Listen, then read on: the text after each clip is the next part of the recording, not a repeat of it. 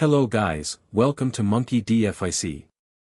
So in this video, we will see what if Luffy met Roger before he died. If you enjoy these kinds of stories, don't forget to show us some love by hitting the like button and subscribing to the channel.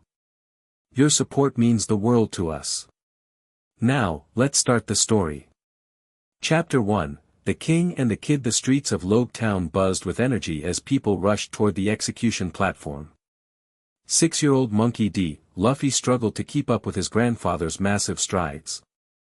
Garp the hero moved with purpose, his marine coat billowing behind him as he cleared a path through the crowd. "Grandpa! Wait up!" Luffy called, his voice lost in the noise of thousands of spectators gathering to witness history.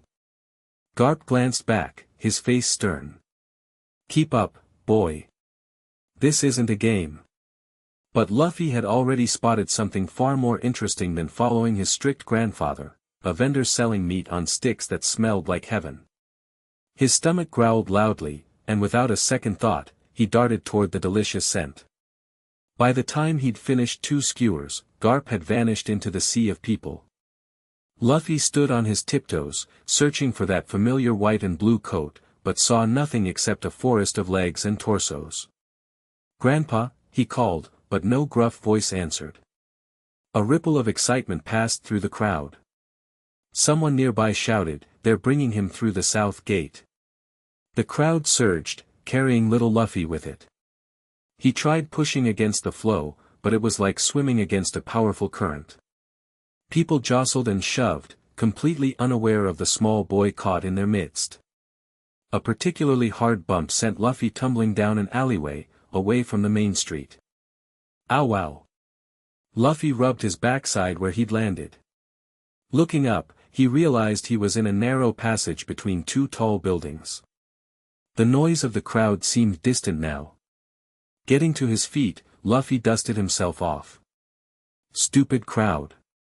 I'll find Grandpa myself." He headed down the alley, figuring it would lead back to a main street. Instead, he found himself facing the back entrance of what looked like a large stone building. 2 marine guards stood at attention, but they were talking animatedly, their attention drawn to something happening around the corner. "Can't believe we got stuck on back duty while they're parading him through the streets," one complained. "5 more minutes, then we switch with Henson and Carla," the other responded. "I'm not missing the King's last walk." The moment both Marines stepped away to peek around the corner, Luffy dashed toward the unguarded door. If this was a marine building, maybe his grandpa was inside. The heavy door creaked as he pushed it open just enough to slip through. Inside was dimly lit and surprisingly quiet. Luffy's sandals slapped against the stone floor as he wandered down a hallway lined with barred doors. A prison, he realized with growing excitement. He'd never been inside one before. Most cells were empty, but as Luffy ventured deeper, he heard a strange sound, someone laughing. Not just any laugh, but a full-bellied "gahahaha" that echoed off the walls. Curious, Luffy followed the sound until he reached the last cell in the corridor. Inside sat a man with the most magnificent mustache Luffy had ever seen. It curved outward like 2 black swords, framing a wide grin that seemed completely out of place for someone behind bars. The man wore shackles on his wrists and ankles, but he sat cross-legged on the floor as if he were lounging on a beach. Despite his chains, he radiated an unmistakable aura of freedom. The man stopped laughing when he noticed Luffy staring. Their eyes met, and something electric passed between them, a connection neither could explain. "Well now," the prisoner said, his voice deep and mirthful. "What do we have here? A little mouse sneaking through the dungeon?" Luffy puffed out his chest. "I'm not a mouse. I'm Monkey D. Luffy." The man's eyes widened slightly at the name, particularly the middle initial. Then his grin returned, even bigger than before. "D, eh? Well, little D, I'm Roger. Joel D. Roger." Luffy's jaw dropped. Even at 6 years old, he knew that name. Everyone knew that name. Joel D. Roger, the Pirate King, the man who conquered the Grand Line and found the legendary One Piece. The man scheduled to be executed today. You're the Pirate King. Luffy exclaimed, pressing his face between the bars to get a better look. Roger laughed again. For a few more hours, at least. Gahahaha. Luffy couldn't understand how someone about to die could laugh like that. Aren't you scared? Roger's laughter subsided, but his smile remained. Of dying? Nah. Everyone dies someday. Question is what you do before that happens. Luffy considered this profound statement for all of 2 seconds before asking, what's it like being Pirate King? Do you have tons of meat? Can you do whatever you want? Instead of being annoyed by the child's questions, Roger seemed delighted. He leaned forward, chains clinking. Being king means freedom, boy. The greatest freedom in the world. Freedom. Luffy tilted his head. To sail wherever the wind takes you. To have adventures no one else has had. To see things no one else has seen. Roger's eyes took on a faraway look. The Pirate King isn't the person with the most gold or the biggest crew or the strongest punch. The Pirate King is the freest person in the world. Luffy's eyes sparkled. That sounds awesome. It is. Roger studied the boy carefully. Why'd you come down here, kid? Lost? Yeah. I'm with my grandpa, but the crowd was too big and, your grandpa, Roger interrupted. Not Monkey D. Garp, by any chance. Luffy nodded enthusiastically. That's him. Do you know Grandpa? Roger threw his head back and roared with laughter. Know him? He's chased me across every sea.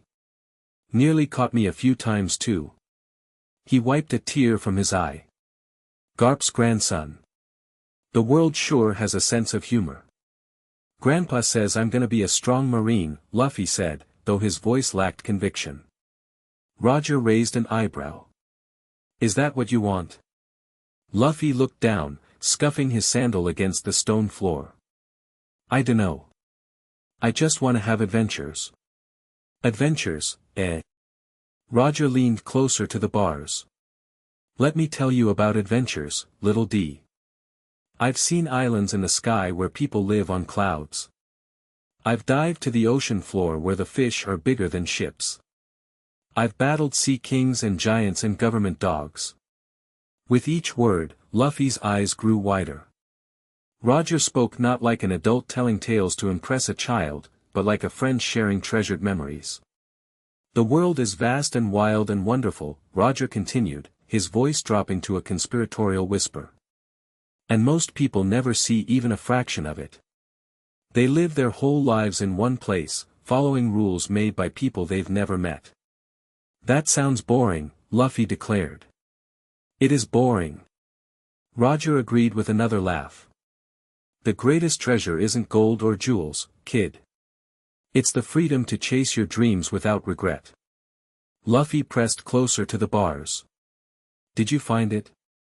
The One Piece? Something changed in Roger's expression, a shadow of something ancient and knowing. I found many things at the end of the Grand Line. Things that changed how I see the world. Things the government would kill to keep secret. Like what? Luffy asked, practically vibrating with curiosity. Roger studied the boy for a long moment, as if making a decision. Tell me, Luffy. Do you know what the D in your name means? Luffy shook his head. Grandpa never said. It's an important letter. Those who carry it have always changed the world. Roger's voice grew serious. People like us, we're not meant to follow paths others have laid out. We make our own. People like us. Luffy repeated, feeling a strange pride at being grouped with the Pirate King. The will of D has been passed down for centuries, Roger said. Those who bear it are either the world's greatest enemies or its greatest hope. Sometimes both. Luffy didn't fully understand, but he felt the weight of Roger's words. Is that why the Marines are going to, you know? He drew a finger across his throat. Execute me. Roger finished casually. Partly. But honestly, I turned myself in. What? Why would you do that? Roger's grin returned. Because sometimes, the end of one story is the beginning of another. My era is finishing, but a new one is about to begin. He leaned so close to the bars that his mustache poked through them. I'm dying anyway, kid. Got a disease even the best doctors couldn't cure. So I chose how my story ends. Luffy stared in confusion. But if you're the Pirate King. Even kings die, Luffy. The point isn't living forever. It's leaving something behind that does. Roger's eyes twinkled. After today, people will look to the sea with new eyes. They'll remember that the impossible isn't really impossible at all. Something about Roger's words stirred something deep in Luffy's chest. I want that, he said quietly. I want to be free like that. Do you now? Roger's smile softened. It's a hard road. The government, the Marines, the other pirates, they'll all stand in your way. You'll need good friends, a strong will, and the courage to defy the whole world if necessary. I'm not scared. Luffy declared, pounding his small fist against his chest. Roger laughed again, but this time it was gentler. No, I don't think you are. He studied Luffy with newfound intensity. There's something about you, kid. Something familiar. Suddenly, Roger reached through the bars. Luffy flinched, expecting a pat on the head, but instead, Roger's shackled hands moved to his neck. He removed a small object that had been hanging from a thin cord, a small, cube-shaped stone no bigger than a dice, dark red with strange symbols etched into its surface. Hold out your hand, Roger said. Luffy complied without hesitation, and Roger dropped the stone into his palm. It was surprisingly warm to the touch, almost like it had a pulse. What is it? Luffy asked, turning it over to examine the markings. Something very old and very important, Roger replied. Something that helped me understand what I found at Laugh Tale. Laugh Tale? The final island. Where the One Piece waits. Roger's voice dropped even lower. Listen carefully, Monkey D. Luffy. That stone is a key, but not in the way you might think. Keep it hidden. When you find someone who can read the language of the poneglyphs, show it to them. Not before. Luffy clutched the stone tightly. What's a poneglyph? Stone tablets with the true history written on them. The world government has hidden them across the Grand Line. They'll kill anyone who tries to read them. Roger's face grew serious. That little stone is even more dangerous than the poneglyphs themselves, in the right hands. Why give it to me? Luffy asked, genuinely puzzled why the Pirate King would entrust something so valuable to a random kid. Roger's smile returned. Call it a hunch. Or the voice of all things. But I think you might be the one I've been waiting for, the one who'll carry on where I left off. He reached through the bars again, this time placing his hand on Luffy's head. The true history, the ancient weapons, the void century, it's all waiting for someone brave enough to challenge the world order. Someone with the will of D. Luffy didn't understand half of what Roger was saying, but he felt the importance nonetheless. He carefully tucked the stone into his shirt pocket and patted it secure. I'll keep it safe, he promised solemnly. And I'll find the One Piece someday. Roger's eyes widened, then crinkled with joy. Will you now? You want to be Pirate King? The words had slipped out without thought, but as soon as Luffy said them, he knew they were true. Yeah. I'm gonna be the Pirate King. Roger roared with laughter, his chains rattling as his body shook. I believe you might, kid. I really believe you might. When his laughter subsided, Roger gestured Luffy closer and whispered, the One Piece is real, Luffy. And when you find it, you'll understand everything, why the world government fears the D, why they erased a century from history, and what really happened during the Void Century. He pulled back, his eyes dancing with a secret joy. And you'll probably laugh just like I did. Before Luffy could ask any more questions, heavy footsteps echoed down the corridor. Roger quickly straightened up. Someone's coming. You better hide, kid. Wouldn't want Garp's grandson getting in trouble for chatting with the Pirate King. Luffy scrambled behind a stack of crates in the corner just as two Marines appeared at the cell door. It's time, Roger, one said, keys jingling as he unlocked the cell. About time, Roger replied cheerfully, rising to his feet with dignity despite his chains. Don't want to keep my audience waiting. As the Marines led Roger past his hiding spot, the Pirate King turned his head slightly, meeting Luffy's eyes one last time. He gave an almost imperceptible wink. Remember, he mouthed silently. Freedom. Then he was gone, his laughter echoing down the corridor as the Marines escorted him toward his destiny. Luffy waited until the sounds faded, then slipped out from his hiding place. His hand moved to his pocket, feeling the small stone through the fabric of his shirt. It still felt warm, almost like it was alive. He made his way back through the prison, mind spinning with everything Roger had told him. By the time he reached the door, he knew exactly what he wanted to do with his life. The streets were nearly empty now, everyone having gathered at the execution platform. Luffy ran toward the town square, determined not to miss the Pirate King's final moments. He arrived just in time to see Roger being led up the wooden steps to the platform. The crowd jeered and shouted, but the Pirate King walked. With his head high, chains clinking with each step. Luffy pushed his way forward until he could see clearly. Someone in the crowd shouted a question that silenced everyone else. Hey, Roger. Tell us. Where did you hide the One Piece? For a moment, the world seemed to hold its breath. Roger looked out over the sea of faces, and somehow, impossibly, his eyes found Luffy's. The corner of his mouth twitched upward. Then he threw back his head and laughed that magnificent laugh one last time. My treasure. If you want it, you can have it. I left everything in that place. Now you just have to find it. The crowd exploded into chaos. Luffy stood transfixed, knowing those words weren't meant for most of the people there.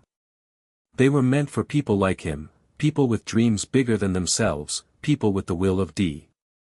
As the executioners raised their spears, Luffy expected Roger to look afraid or at least serious.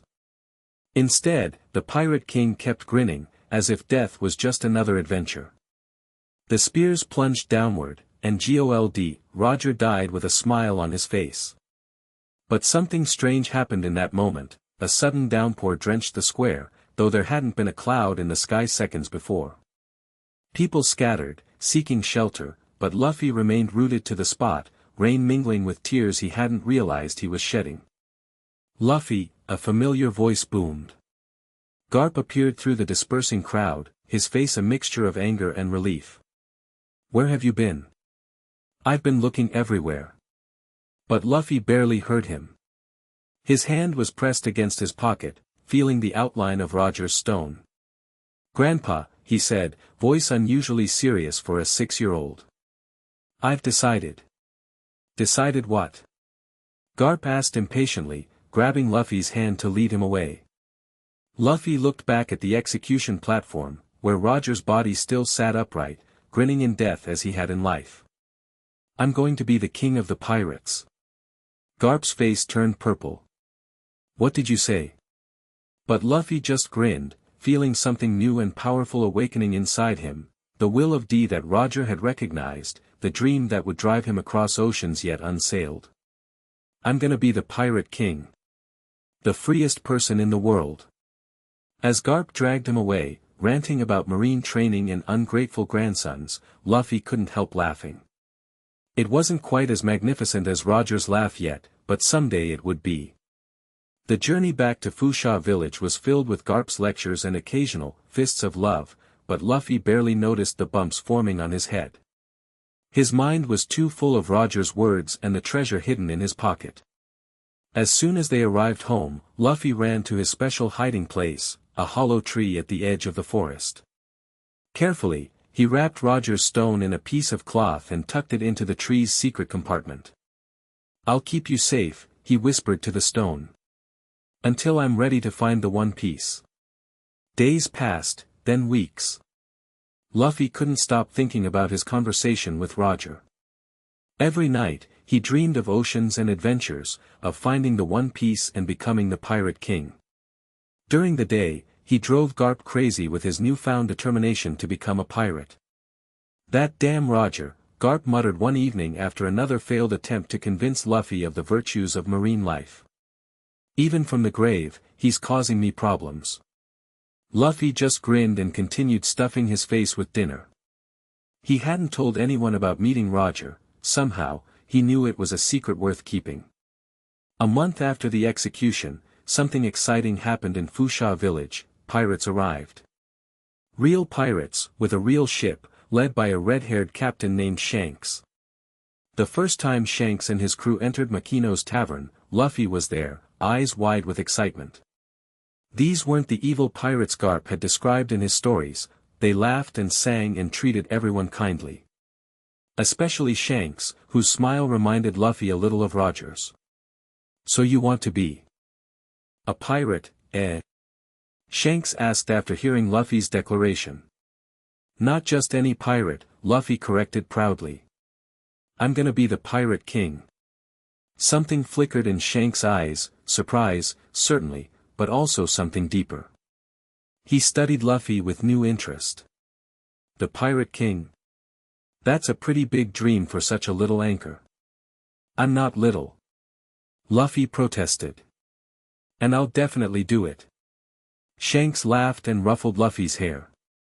"Well, you've got spirit, I'll give you that." Over the weeks that followed, Luffy became the red-haired pirate's unofficial mascot, always underfoot, asking questions about the Grand Line and pirate life. Shanks teased him mercilessly but answered his questions with surprising honesty. One day, when the crew was relaxing in the tavern, Luffy gathered his courage and asked, "Shanks, did you ever meet Gold, Roger?" The tavern grew quiet. Shanks set down his mug slowly, his eyes suddenly serious. "Why do you ask, Luffy?" Luffy shrugged, trying to look casual. "Just curious. He was the Pirate King, right? So I want to know what he was like." Shanks exchanged glances with his first mate, Ben Beckman. "I did know him, actually. I was a cabin boy on his ship, years ago." Luffy's jaw dropped. "You were on the Pirate King's crew?" Shanks nodded, a fond smile spreading across his face. "Roger was incredible. The strongest man I've ever known, but it wasn't just about strength. He had this way of seeing the world, like every day was an adventure, every island a new treasure to discover." "Was he really the freest person in the world?" Luffy asked, remembering Roger's words. Something changed in Shanks' expression. He studied Luffy more intently. "That's an interesting way to put it. Yes, I suppose he was." He leaned forward. "Luffy, how do you know about Roger?" "Just from stories." Luffy hesitated. He trusted Shanks, but Roger's secret felt too important to share casually. "Grandpa told me stuff," he said, which wasn't exactly a lie. Shanks didn't look entirely convinced, but he didn't press further. Instead, he took off his straw hat, the one he always wore, and looked at it thoughtfully. "This hat used to belong to him, you know." "To Roger." Luffy's eyes widened to saucer size. "That's the Pirate King's hat?" "Yep. He gave it to me on our last voyage together. Said it was important to him." Shanks placed it back on his head with a grin. "So I guess I'm keeping it safe until I find someone worthy to pass it on to." Luffy stared at the hat with new reverence. A direct connection to Roger. His fingers itched to touch it, but he restrained himself. Later that night, Luffy snuck out to his hollow tree and carefully unwrapped Roger's stone. In the moonlight, the strange symbols seemed to glow faintly. He wondered what they meant, what secrets they held about the One Piece and the Void Century that Roger had mentioned. "I'll find out someday," he promised the stone. "I'll find someone who can read you, and I'll become the Pirate King, just like I told him I would. The months with Shanks became some of the happiest in Luffy's young life. The red-haired pirate never treated him like just a kid, he listened to Luffy's dreams with respect, even when he teased him about them. Then came the day of the mountain bandits, the Sea King, and Shanks' sacrifice. Watching his friend lose an arm to save his life changed something fundamental in Luffy. It wasn't just a dream anymore, it was a promise, a duty, a destiny. As Shanks prepared to leave Fusha village for the last time, he did something that left Luffy speechless. He placed his precious straw hat on Luffy's head. "This hat is my gift to you," Shanks said, his eyes solemn. "Give it back to me someday, when you've become a great pirate." Tears streamed down Luffy's face as he clutched the hat that had once belonged to Roger himself. "I promise. I'll become the king of the pirates." Shanks smiled, and for just a moment, Luffy was reminded of Roger's smile on the execution platform, fearless, joyful, free. That night, after Shanks had sailed away, Luffy added Roger's stone to a small compartment he'd sewn into the inside band of the straw hat. It seemed fitting that the two treasures from the two pirate kings in his life should stay together. "I'll keep my promise to both of you," he whispered to the hat and the stone. "Just wait and see." The years passed. Luffy grew stronger, wilder, more determined. When Garp took him to live with the mountain bandits and introduced him to his foster brothers, Ace and Sabo, life became a daily adventure of hunting, fighting, and dreaming together. He never told them about meeting Roger or the stone hidden in his hat. Something told him the time wasn't right, especially when he learned that Ace was Roger's son and hated his father with burning intensity. How could he tell Ace that he'd met Roger? That the Pirate King had been kind and wise and funny? That he'd entrusted Luffy with something important? No, that would have to remain his secret for now. Still, sometimes when the three brothers lay on their backs watching the stars, discussing their dreams of freedom and piracy, Luffy would touch his hat and remember Roger's words, "The greatest treasure isn't gold or jewels, kid. It's the freedom to chase your dreams without regret." When Sabo died, Luffy cried until he had no tears left. That night, he took out Roger's stone and held it tight. "I won't waste a moment," he promised the stone, the hat, and himself. "I'll live every day chasing freedom, just like he said." More years passed. Luffy trained relentlessly, mastering his devil fruit powers, growing stronger through countless battles with the beasts of Corvo. Ace left to begin his own pirate journey, and Luffy continued to prepare for his. On the eve of his 17th birthday, the night before he would finally set sail, Luffy sat alone on a cliff overlooking the ocean. The full moon cast a silver path across the water, like an invitation to adventure.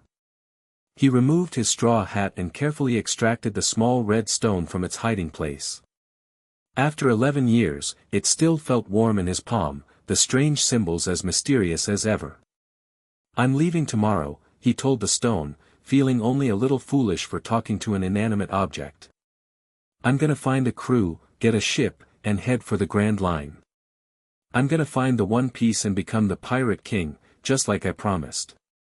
The stone seemed to pulse gently in response, though Luffy knew it was probably just his imagination.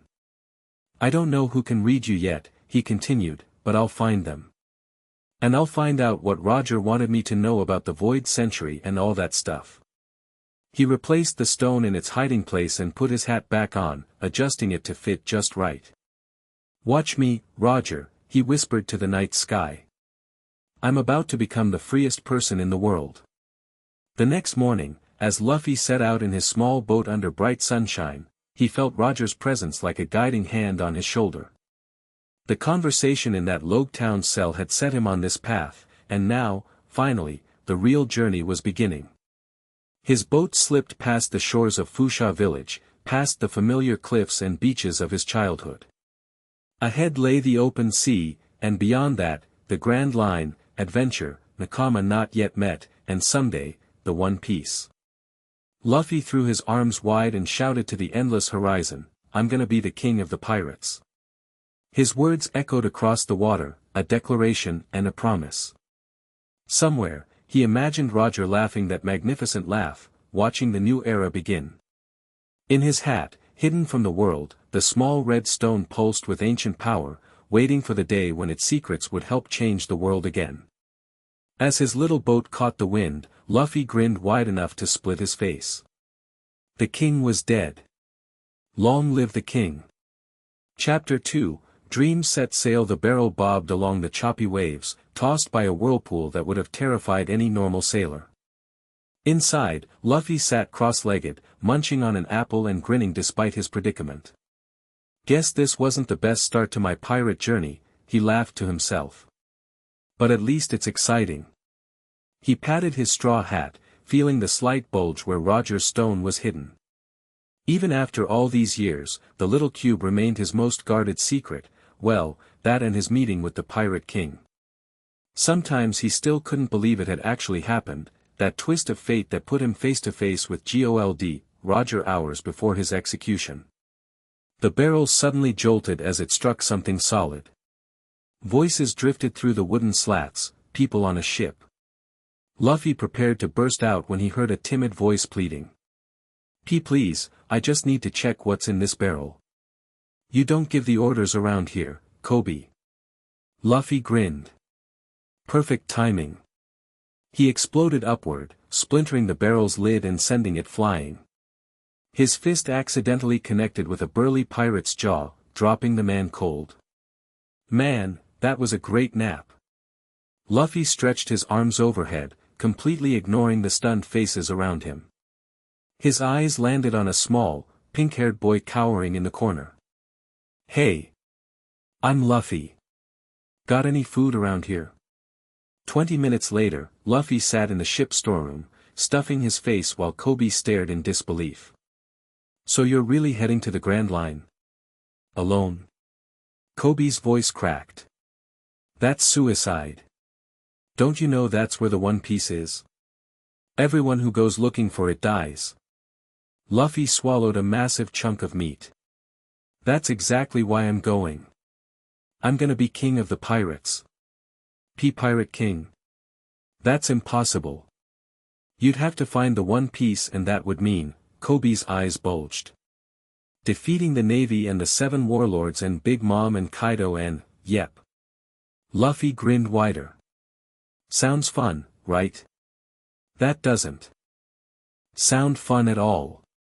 Kobe shrieked. It sounds impossible. Luffy's smile softened unexpectedly. You know, someone important once told me the Pirate King isn't about having the most gold or the biggest crew. He placed a hand on his hat. It's about being the freest person in the world. Something in Luffy's tone made Kobe stop panicking. Who told you that? For a brief moment, Luffy's usual carefree expression shifted to something more thoughtful. Just someone I met a long time ago. A memory flashed through his mind, 6-year-old Luffy staring through prison bars at a grinning man with a magnificent mustache. Roger's voice echoing, the greatest treasure isn't gold or jewels, kid. It's the freedom to chase your dreams without regret. Luffy snapped back to the present. Anyway, what about you? What's your dream? Kobe looked down, ashamed. I wanted to be a marine. But I accidentally boarded this pirate ship 2 years ago, and Alvida's kept me as her slave ever since. Why don't you just leave? Are you crazy? She'd kill me. Luffy stared at Kobe, suddenly serious. So you'd rather give up on your dream than risk dying for it? The question hit Kobe like a physical blow. Before he could answer, the storeroom door splintered open. Who are you calling fat? A massive iron club smashed through the ceiling, barely missing Luffy as he grabbed Kobe and leapt aside. Iron Mace Alvida blocked the doorway, her bulk nearly filling the frame. You're not Roronoa Zoro, but I'm still gonna enjoy crushing you, runt. Luffy tilted his head. Roronoa Zoro? Who's that? Only the most feared pirate hunter in the East Blue, Kobe whispered. They say he's a demon in human form. Sounds interesting. Luffy's eyes lit up. He turned back to Alvida with a bored expression. Hey ugly, I'm in the middle of a conversation here. Alvida's face contorted with rage. Kobe. Who's the most beautiful woman on the seas? Kobe trembled. For 2 years, he'd answered this question only one way. But Luffy's words echoed in his mind, so you'd rather give up on your dream than risk dying for it? His fists clenched. Not you. Alvida's club swung down toward Kobe's head, but Luffy stepped between them, taking the full impact on his skull. The club bounced off harmlessly. That won't work on me. I'm made of rubber. Luffy stretched his arm back, way back. Gum pistol. His fist rocketed forward, slamming into Alvida's stomach and sending her crashing through the ceiling into the bright blue sky. Kobe's jaw hit the floor. How did you? Devil fruit. Luffy stretched his cheek to demonstrate. I'm a rubber man. Within minutes, they'd commandeered a small boat and set sail, leaving the stunned pirate crew behind. As they pulled away, Kobe noticed marine ships approaching. Perfect timing. Luffy laughed. Now you can join them. Just like that? Kobe asked incredulously. Luffy nodded. Sometimes you gotta just go for what you want. That's what being free means. The small boat sailed into Shell's town harbor the next day. Luffy's stomach growled loudly as they approached a local restaurant. So this Zoro guy is being held at the marine base here? Luffy asked between bites. Why yes, but we're not seriously going to look for him, are we? Kobe stuttered. He's dangerous. They say he hunts pirates for bounties. Luffy grinned. Perfect. I need strong people on my crew. He's not going to join a pirate crew. He's a pirate hunter. We'll see. Luffy replied cheerfully.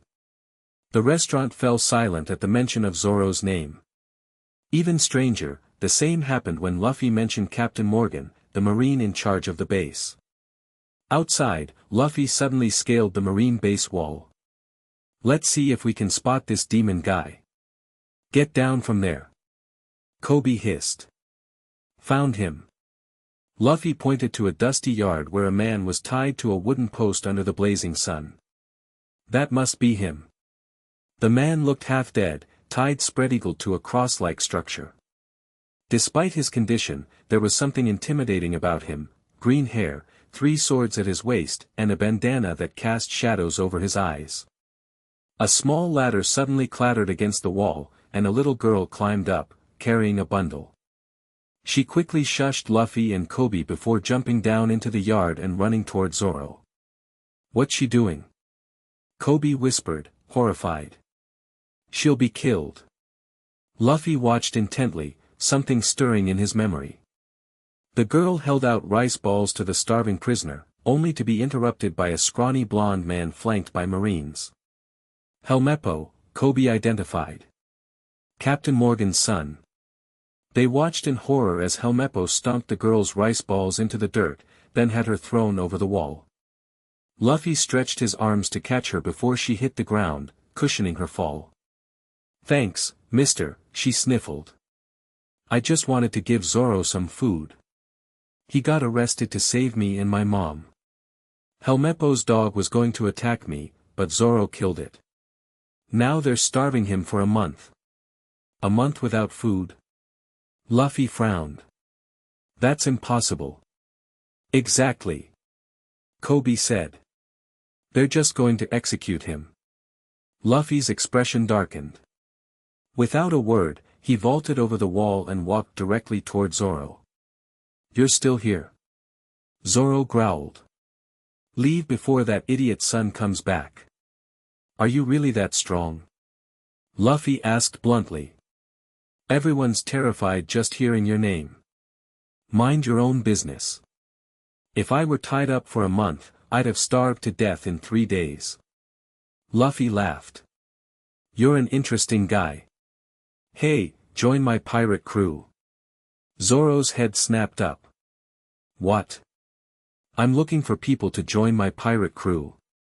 No way. I'm not becoming a criminal. Luffy crossed his arms. What's the difference? Everyone already thinks you're a demon. I don't care what they think. I have my own dream to follow, and I don't need your help to do it. Zoro's gaze intensified. I'm going to survive this month, then that spoiled brat promised to let me go. I just have to hold out 10 more days. Really? Luffy tilted his head. I just heard him bragging in town that he's going to execute you tomorrow. Zoro's eyes widened with rage. That lying, I'll get your swords back. Luffy declared suddenly. Then you can decide, join me or die here. Before Zoro could respond, Luffy rocketed himself toward the marine base, arms stretching to grab the roof's edge. As he pulled himself up, he heard Helmeppo screaming inside about an intruder. Perfect timing. Luffy grabbed him as he ran out. Where are Zoro's swords? I'll tell you. Just stop dragging me. Helmeppo shrieked as Luffy hauled him through the corridors. Meanwhile, in the courtyard, Marines surrounded Zoro on Captain Morgan's orders. The massive, axe-handed captain stood imperiously as his men aimed their rifles. This is what happens to those who oppose me, Morgan growled. Fire. The guns discharged just as a rubbery figure launched between them and Zoro. The bullets hit Luffy's body and stretched his skin before bouncing back toward the Marines. What are you? Zoro stared in shock. I'm Monkey D. Luffy, he grinned, working to untie the ropes. And I'm the man who's gonna be king of the pirates. Minutes later, armed with all three of his swords, Zoro stood back to back with Luffy as Marines surrounded them. You know, Zoro said, placing his third sword in his mouth, if I fight with you here, I'll be an outlaw too. But if you get in the way of my dream, you'll end your life on my blade. Dream? Luffy asked. To become the world's greatest swordsman. Luffy's grin widened. Perfect. The Pirate King wouldn't settle for anything less. Something passed between them in that moment, a recognition, a promise. Then they exploded into action. Zoro's blades flashed in deadly arcs while Luffy's limbs stretched in impossible directions, punching and kicking. Captain Morgan himself stepped forward, his axe hand glinting in the sun. Die. Morgan swung his weapon down toward Luffy's head. Luffy ducked and drove his sandaled foot into Morgan's jaw. A Marine who abuses his power and terrorizes people. His eyes flashed with unexpected intensity. Isn't worthy of his position. The words carried unusual weight, as if Luffy was channeling something deeper than his usual carefree attitude. He hammered Morgan with a barrage of punches that left the captain unconscious in a crater. When the dust settled, the Marines threw their caps in the air, celebrating their tyrant's defeat. As they prepared to leave town, Kobe approached nervously. Luffy, thank you. I'm going to become a Marine, but I'll do it right. I'll rise through the ranks properly and catch bad pirates. Luffy smiled, placing a hand on Kobe's shoulder. Then we'll meet again someday. When you're an admiral and I'm the Pirate King. With Zoro by his side, Luffy set sail in their small boat, the wind filling their makeshift sail. So, Captain, Zoro said, where to next? Luffy adjusted his straw hat, feeling the small bulge where Roger's stone sat hidden. Wherever the wind takes us. That's what freedom is all about. On a nearby island, a slender man in a black suit watched through a spyglass as Luffy's boat disappeared over the horizon. His face betrayed no emotion as he wrote in a small notebook. Cipher Pol agents were trained to be invisible, to gather information without leaving traces. He'd been tracking Monkey D. Luffy since the incident at Shell's Town reached Marine headquarters. Something about the boy didn't add up. His grandfather was Marine hero Garp, yet he'd proclaimed himself a future pirate king. More concerning were some of his statements, about freedom, about the true meaning of the Pirate King's title. They echoed Roger's philosophy too closely for comfort. The agent closed his notebook. He'd continue observing from a distance. If Luffy truly knew something he shouldn't, the world government would need to know. Days later, Luffy and Zoro found themselves starving in their small boat. "Can't you navigate?" Zoro grumbled. "Nope. I've always just kind of drifted." Luffy laughed. "I figured you'd know how. I just follow the sea's path," Zoro shrugged. "Never needed maps." "Then we definitely need a navigator next," Luffy declared, scanning the empty horizon. "And a cook. And a doctor. And a musician. Shouldn't we prioritize?" Zoro suggested. Luffy's attention was suddenly captured by a bird flying overhead. "Look! Meat!" Before Zoro could stop him, Luffy rocketed himself upward, only to have the bird grasp him in its beak and fly away. "Help, Zoro!" Luffy's voice faded as the bird carried him toward a distant island.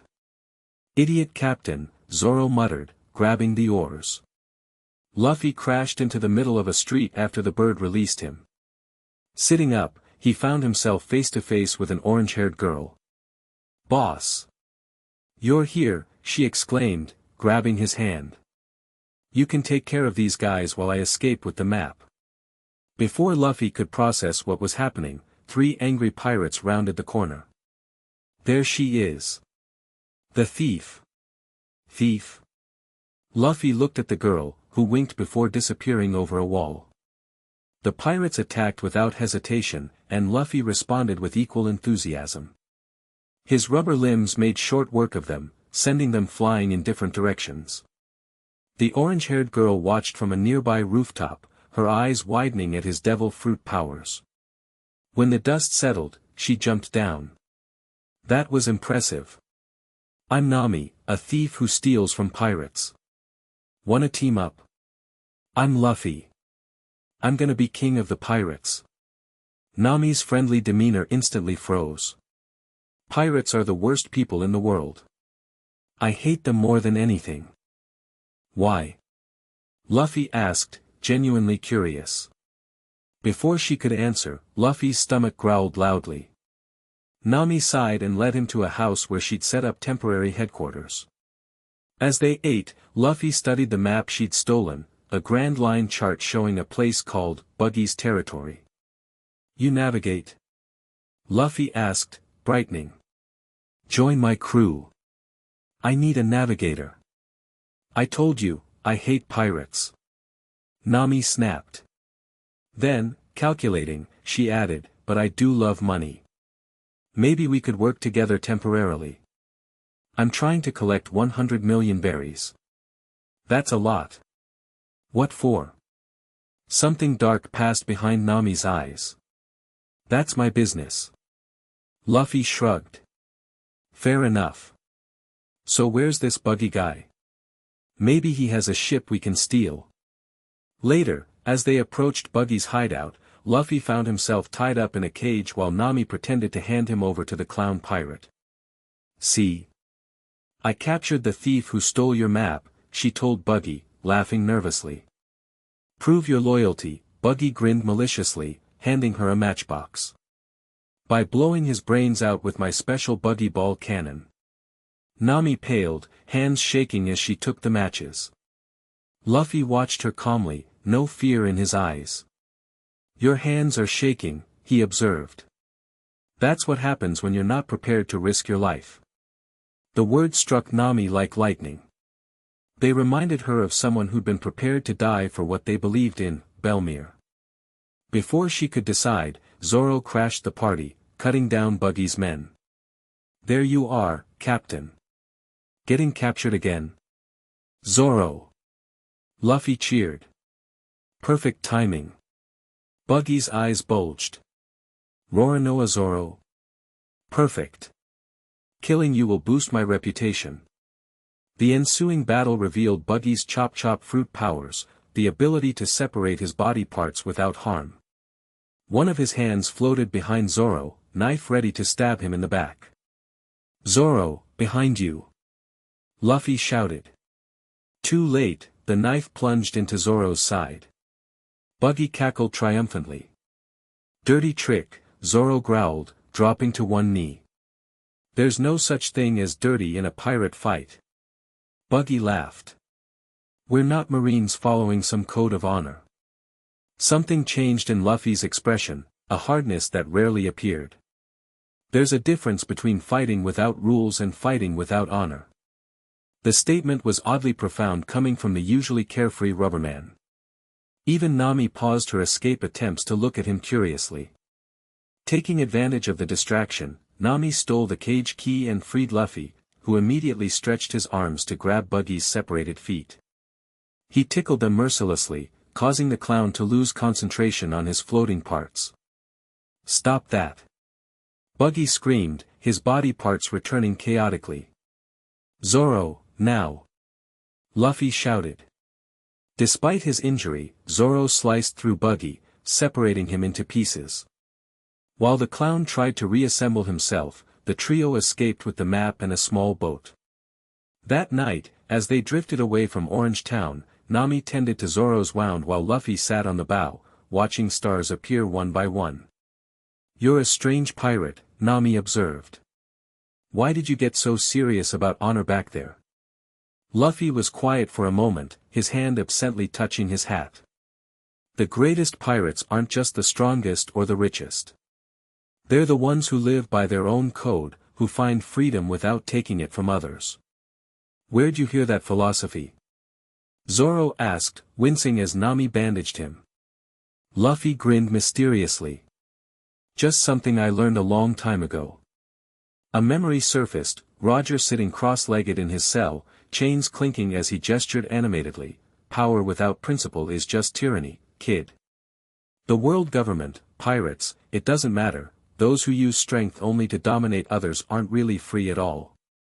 Still, Nami said skeptically, most pirates I've met are just thugs who take whatever they want. Then they're not really pirates, Luffy replied with surprising conviction. They're just criminals with ships. Nami stared at him, conflicted. Maybe this rubber idiot was different from other pirates she'd encountered. But it didn't change her plan. She'd travel with them until a better opportunity for money came along. The next few days brought them to Syrup Village, where they met a long-nosed liar named Usopp. The son of a pirate, Usopp spent his days telling fantastic tales to village children and firing his slingshot with incredible accuracy. When Luffy, Zoro, and Nami arrived, they discovered Usopp had been lying about pirates coming to the village for years. But this time, real danger approached. Kuro, a notorious pirate captain thought to be executed years ago, had been posing as a butler to a wealthy girl named Kaya, planning to kill her and take her fortune. After a chaotic battle on the beach involving hypnotists, cat-themed pirates, and Usopp's ingenious sniper skills, they emerged victorious. Kaya, grateful for their help, gifted them their first real ship, the Going Merry. As they prepared to depart, Usopp announced his intention to become a brave warrior of the sea. Actually, Luffy grinned, why don't you join us? And me? Usopp stuttered. Join your crew. You're a great shot, and we need a sniper. Well, if you're begging me. Usopp puffed out his chest. I suppose I could be your captain. I'm the captain, Luffy said flatly. First mate. That's me, Zoro growled. Fine. I'll join as your brave warrior sniper. Usopp conceded, climbing aboard with enthusiasm. That night, as the Going Merry sailed under a blanket of stars, the newly formed crew celebrated.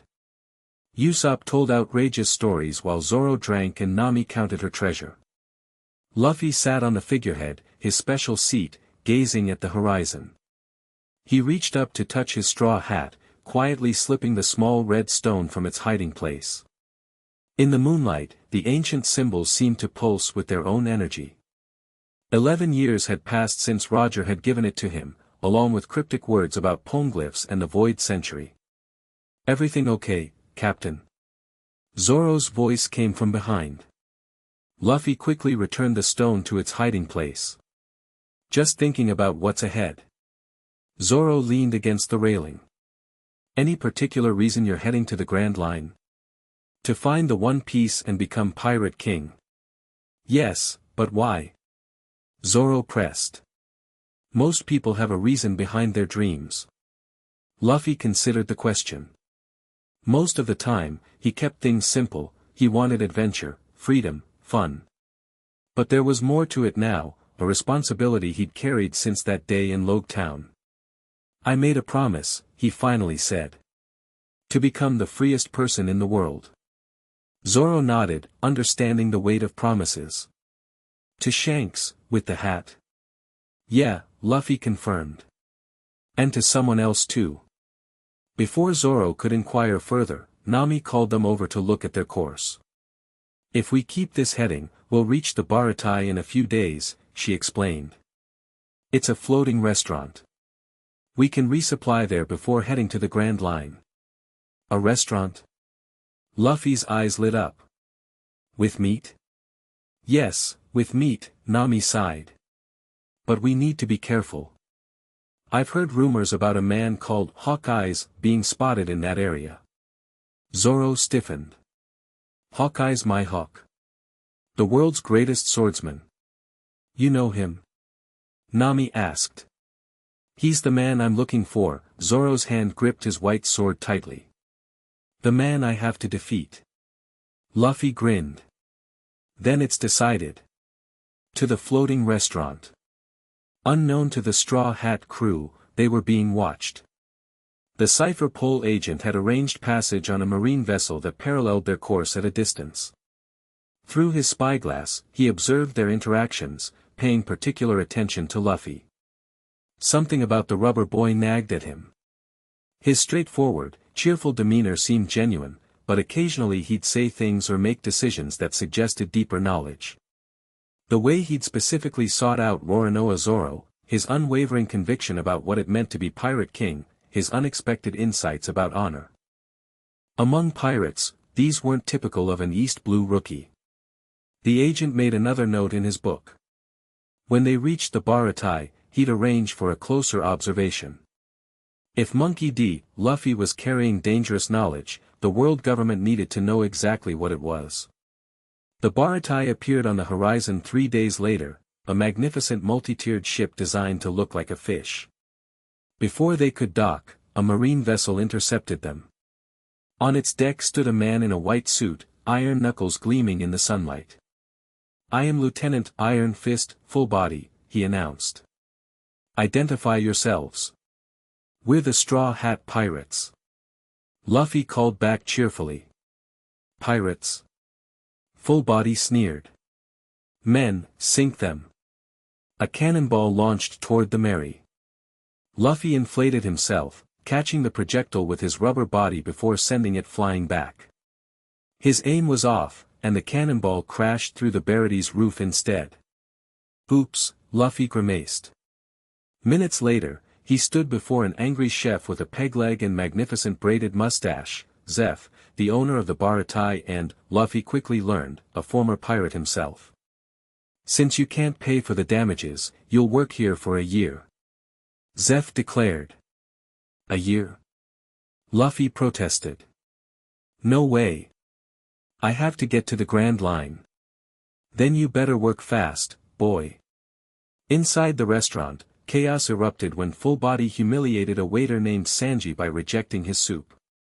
The confrontation ended with Sanji nearly breaking the Marine's back before Zeph intervened. Luffy, instantly impressed by Sanji's fighting style and cooking skills, decided, "You're going to be my cook." Not interested, Sanji replied coolly, lighting a cigarette. Over the next few days, Luffy worked as a disastrous waiter while trying to convince Sanji to join his crew. He learned that Sanji fed anyone who was hungry, even penniless pirates, because he'd nearly starved to death as a child. This resonated deeply with Luffy, another person living by their own code. Their routine was interrupted when Don Krieg, a notorious pirate captain with a damaged fleet and starving crew, arrived at the Baratai. Despite the danger, Sanji fed Krieg, who repaid the kindness by announcing his intention to take the restaurant ship. During the ensuing battle, Luffy noticed something that sent chills down his spine, a small ship approaching, shaped like a coffin with candles burning green flames. The figure aboard sat so still he might have been a statue, his hawk-like eyes gleaming in the shadows of his wide-brimmed hat. "It's him," Zoro breathed, tying his bandana around his head. "Hawkeye's my hawk." The world's greatest swordsman had apparently followed Krieg's fleet from the Grand Line, cutting down ships for entertainment. Now he drifted calmly into the battlefield, radiating deadly intent. Zoro challenged him immediately. The duel that followed was devastatingly one-sided. Mihawk deflected Zoro's 3 swords with a tiny knife before drawing his black blade, Yoru. With surgical precision, he cut Zoro down, though deliberately spared his life. "It's been a long time since I've met someone with such spirit," Mihawk commented. "What's your name?" "Roronoa Zoro," he answered, blood pouring from his chest as he raised his remaining sword. "Remember it. Because someday, I will defeat you." Mihawk's stern expression softened slightly. "I will await that day." Before departing, the swordsman turned his piercing gaze toward Luffy. "You, boy with the straw hat. What's your goal?" "To become the king of the pirates." Mihawk studied him with greater interest. "That straw hat, it seems familiar." Luffy touched the brim protectively. "It belonged to Shanks. He gave it to me." "Red-haired Shanks?" A rare smile curved Mihawk's lips. "I see. That's a difficult path you've chosen, harder even than your friends." "I know," Luffy replied simply. Mihawk continued staring at Luffy, as if trying to see through him. "You remind me of someone from long ago." "A similar quality." Luffy's heart skipped a beat. Did Mihawk somehow sense Roger's influence? Without further comment, Mihawk returned to his craft and sailed away, leaving Don Krieg's battle to continue. With Krieg eventually defeated and the Baratai saved, Sanji finally agreed to join the Straw Hat crew after an emotional farewell to Zeph. But before they could celebrate their new cook, Nami suddenly stole the Mary and sailed away with all their treasure. "She's heading northeast," Sanji noted, watching through a spyglass. "Toward a place called Arlong Park." "Arlong?" Zeph frowned. "The fisherman pirate with the highest bounty in the East Blue? Why would she go there?" A memory flickered in Luffy's mind, Roger speaking gravely about prejudice in the world, fishmen, giants, minks, the world government treats them as less than human. "That hatred runs deep, kid. Deeper than most humans realize." "We need to follow her," Luffy decided. "Something's wrong." They acquired a small boat and set off after Nami, arriving at Kokoyashi village days later. There, they discovered the horrifying truth: the island had been under Arlong's control for 8 years. Nami, whose adoptive mother had been murdered by the fishman pirate, had struck a deal with him: if she could collect 100 million berries, he would free her village. But Arlong had no intention of keeping his promise. When Nami finally gathered the full amount, he had a corrupt marine steal it all. Devastated, Nami broke down in the middle of the road, repeatedly stabbing the tattoo of Arlong's mark on her shoulder. Luffy stopped her, gently taking the knife away. "Luffy," she sobbed, "help me." That simple plea was all he needed.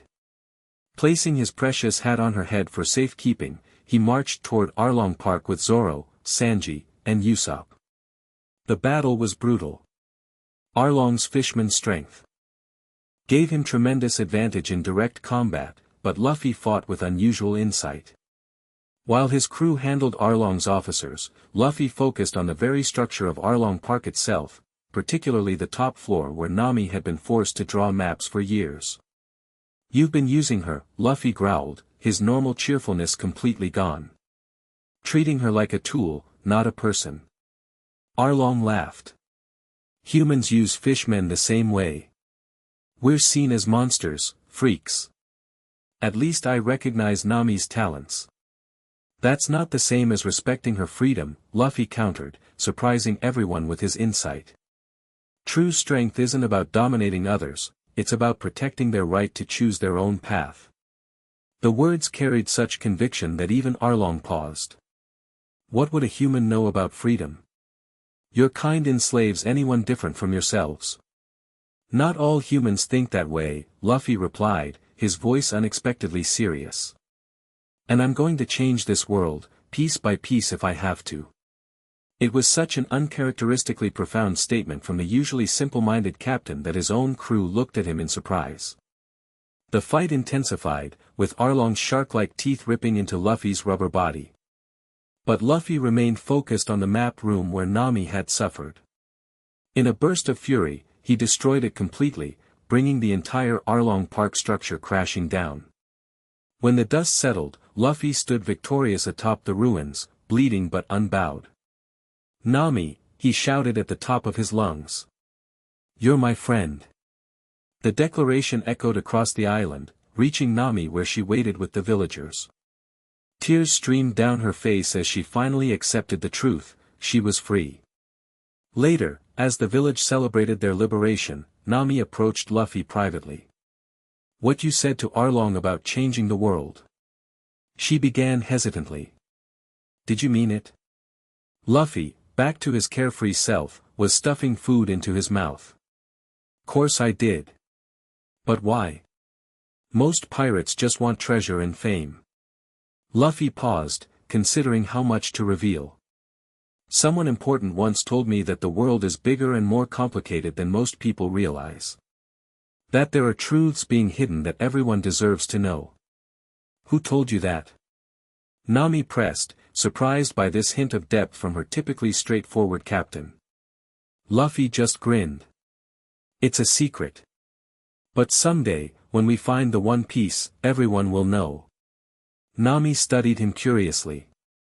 There was more to Monkey D. Luffy than met the eye, moments of wisdom that seemed beyond his years, convictions that went deeper than simple adventure seeking.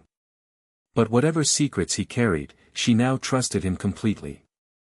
The next morning, sporting a new tattoo, a pinwheel and tangerine design that covered Arlong's mark, Nami officially joined the Straw Hat Pirates as their navigator. Set course for the Grand Line. Luffy cheered as they sailed away from Kokoyashi village. The adventure's just beginning. On a marine ship following at a distance, the Cipher Pol agent finished his report. Luffy's confrontation with Arlong had revealed something concerning. The rubber boy spoke about changing the world with too much conviction, as if he knew something specific that needed changing. His comments about freedom, about respecting all races, about hidden truths, these weren't typical pirate platitudes. The agent sealed the report in a waterproof container and handed it to a carrier bird. Take this directly to Marine Headquarters. Priority level, urgent. As the bird flew away, he turned his spyglass back toward the Going Merry. The Straw Hats were headed for Logtown next, the place where the Pirate King had died. An appropriate entrance to the Grand Line. And perhaps, the agent mused, the place where young Monkey D. Luffy had acquired whatever dangerous knowledge he carried. The mist-shrouded silhouette of Logtown appeared on the horizon days later. Luffy stood on Mary's figurehead, an uncharacteristically solemn expression on his face. The town of beginning and end, Nami read from her guidebook. Where Gold Roger was born and executed. I was here once, Luffy said quietly. A long time ago. His crew looked at him in surprise, he'd never mentioned this before. When? Usopp asked. For the execution, Luffy replied, memories flooding back. I was 6. The others exchanged glances. This explained Luffy's unusual mood as they approached the island. Grandpa brought me, Luffy continued, surprising them further with this rare glimpse into his past. I got lost in the crowd and... He stopped abruptly, as if catching himself about to reveal too much. Anyway, I saw it happen. The Pirate King died smiling. As they docked, Luffy adjusted his straw hat, feeling the small stone hidden in its band. Coming back to Logtown felt like completing a circle, the place where his journey truly began, where Roger had seen something in him and entrusted him with knowledge that would someday change the world. I'm going to see the execution platform, he announced, jumping onto the dock. Meet back at the ship in 3 hours. The crew dispersed to gather supplies for their Grand Line journey. Luffy wandered the familiar streets, memories overlapping with present reality. Everything seemed smaller now that he was older, but no less significant. He found the execution platform standing tall in the main square, just as he remembered. Unlike the rest of the town, it seemed even larger and more imposing now that he understood its true importance. The place where the greatest pirate died, Luffy murmured. And where the new era began. A sudden impulse seized him. He needed to see what Roger had seen in his final moments. With a stretch of his rubber arms, Luffy propelled himself to the top of the platform. The view was breathtaking, the entire town spread before him, and beyond it, the vast ocean beckoning with promise. Up here, he felt strangely connected to Roger, as if time had folded between them. "So this is what you saw," Luffy said softly to the ghost of the Pirate King. "Not bad at all." "Enjoying the view, Straw Hat?" a voice called from below. Looking down, Luffy spotted a marine captain with white hair and cigars protruding from his mouth, Captain Smoker, according to the jacket. "It's a great view." Luffy called back cheerfully. "You should try it. Get down from there. That platform is government property." "In a minute. I'm not done looking." Smoker scowled. "I've heard about you, Monkey D. Luffy. Causing trouble in the East Blue, defeating Don Krieg and Arlong. Your bounty poster just came in." "I have a bounty." Luffy perked up excitedly. "How much?" 30 million berries. Highest in the East Blue." Luffy pumped his fist triumphantly. "Awesome." Smoker's scowl deepened. "You're an unusual pirate. Most would be concerned about having the Marines after them." "Why?" "Being wanted means I'm one step closer to becoming Pirate King." Something about Luffy's declaration made Smoker pause. There was an echo in it, the same unshakable conviction Roger had shown on this very platform. Before he could respond, dark clouds suddenly gathered overhead, and a violent wind swept through the square. A storm? Luffy looked up in confusion. Nami didn't predict this. A bolt of lightning struck the execution platform, shattering the metal and wood. Luffy fell amid the debris but landed unharmed, laughing at his luck. "Guess I'm not dying here today," he grinned at the stunned Smoker. The Marine captain stared in disbelief. "That lightning, it saved you." Luffy shrugged and took off running. "Gotta go. My crew's waiting." Smoker pursued, his body transforming into smoke that billowed after the rubber boy through Logtown's winding streets. Their chase was complicated by the sudden appearance of hooded revolutionaries, mysterious women with swords, and the unleashing of a massive storm that turned the town streets into rivers. Somehow, against all odds, Luffy and his crew managed to reach the Going Merry and set sail, the wind pushing them directly toward the entrance to the Grand Line despite the Marines' pursuit. As Logtown faded behind them, obscured by sheets of rain, Luffy stood at the bow, facing the storm head-on. His crew gathered around a barrel, each placing a foot on it to make a solemn vow about their dreams. When Luffy's turn came, he grinned wide enough to split his face. "I'm going to be the king of the pirates." They smashed the barrel together, their dreams mingling like the splintered wood that scattered across the deck. The Going Merry sailed toward Reverse Mountain, the entrance to the Grand Line.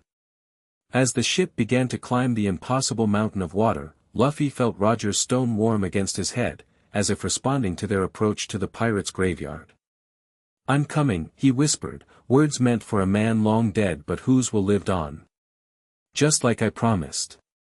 Behind them, barely visible through the storm, a marine ship followed doggedly. On its deck, Captain Smoker stood with the Cipher Pole agent, both men watching the Straw Hat pirates vanish into the clouds surrounding Reverse Mountain. "There's something about that boy," Smoker muttered. "Something familiar." The agent nodded. "Headquarters thinks the same. They've classified the Straw Hat pirates as high priority for observation. Especially the captain. You think he knows something dangerous?" "Perhaps. The agent's eyes narrowed. Or perhaps he is something dangerous. As if in agreement, lightning split the sky, illuminating the path the Straw Hats had taken, the road to the Grand Line, to adventure, to the truth of the world, and eventually, to the One Piece.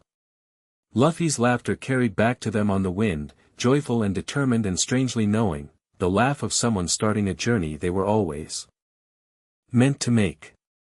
Chapter 3, Inherited. Will the going merry cut through the unpredictable waters of the Grand Line, riding waves tall as mountains one moment and gliding across mirror-calm surfaces the next. Luffy sat cross-legged on the figurehead, his special seat, grinning into the salty spray that occasionally washed over him. How much longer till the next island, Nami? He called over his shoulder. Nami frowned at her charts. After weeks in the Grand Line, she'd learned that traditional navigation was nearly useless here. Only the log pose, a special compass they'd acquired at the entrance, could guide them reliably. Hard to say, she replied. The log pose is steady, but distances can be deceptive. Could be hours, could be days. Sanji emerged from the galley, balancing plates of food. Lunch is ready. The crew gathered around the table, falling on the meal like starving wolves. Their journey had been more challenging than any had anticipated, giant sea kings, unpredictable weather changes, and mysterious phenomena that defied explanation. We need to stock up at the next island, Sanji said, lighting a cigarette. Our supplies are running low. And we need cola for my super new invention. Frankie added, striking his signature pose. Their newest crewmate, the cyborg shipwright, had joined after their adventures in Water 7 and Enies Lobby. Along with Robin, their archaeologist, and Chopper, their doctor, the Straw Hat Pirates had grown considerably since entering the Grand Line.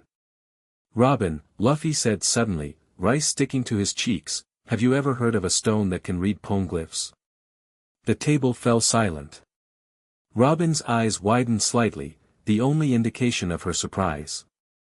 What do you mean, Captain? She asked carefully. Luffy shrugged, trying to appear casual. Just wondering if there's some special way to read those rock things besides knowing the language. Robin studied him with renewed intensity. The only way to read poneglyphs is to understand the ancient script. Unless. She hesitated. There are legends about certain artifacts that could help interpret them, but most scholars consider those myths. What kind of artifacts? Luffy pressed. Before Robin could answer, Zoro's voice rang out from the crow's nest, island ahead. The conversation forgotten, everyone rushed to the railing. Through the mist, a mountainous island emerged, covered in dense jungle. But what drew their attention was the massive stone structure rising above the treetops, a pyramid of black stone, its surface covered in strange markings. What is that? Nami breathed. Robin's face paled. That's impossible. That's a temple of remembrance. A what? Usopp asked. Ancient structures built during the Void Century. They were all supposed to have been destroyed by the world government. Robin's hands gripped the railing. If one remains intact. Then let's check it out. Luffy declared, already excited. Robin grabbed his arm. Captain, this is dangerous. If the world government discovers this temple exists, they'll do anything to destroy it, and anyone who's seen it. Luffy's grin didn't waver. Then we better hurry before they find out. As they anchored in a hidden cove, none of the Straw Hats noticed the small Den Mushi perched on a nearby rock, its eyes following their movements. Miles away, in a marine battleship, an operator transcribed their conversation. Sir, the Straw Hats have found Wayward Island. Admiral Akainu looked up from his reports, his perpetual scowl deepening. The island with the temple. Are you certain? Yes, sir. They specifically mentioned a temple of remembrance. Akainu crushed the report in his fist, which smoldered and turned to ash. Change course immediately. Maximum speed. Vice Admiral Enigumo raised an eyebrow. Sir, with respect, is a single pirate crew worth your personal attention? We could dispatch a buster call. This isn't about the pirates, Akainu replied coldly. It's about what's on that island. And his eyes narrowed. There's something about Straw Hat Luffy. That concerns the highest levels of government. The Garp connection. More than that. Akainu stood, his massive frame casting a shadow over the tactical table. Intelligence suggests he may possess knowledge he shouldn't have. Knowledge that only one man could have given him. Who? Akainu's expression darkened. Joel D. Roger. The jungle path to the temple was overgrown and treacherous. Chopper's sensitive nose picked up dozens of animal scents, but strangely, no signs of human habitation. It's like nobody's been here in centuries, he remarked. That's likely accurate, Robin replied, examining the vegetation. This island doesn't appear on any modern maps. It's as if the world forgot it exists. Luffy hung back slightly, uncharacteristically quiet. His hand kept drifting to his hat, feeling the small bulge where Roger's stone had rested for over a decade. A strange warmth radiated from it, growing stronger as they approached the temple. You okay, Luffy? Zoro asked, noticing his captain's unusual behavior. Yeah. Luffy grinned, snapping back to his normal self. Just excited to see this mystery temple.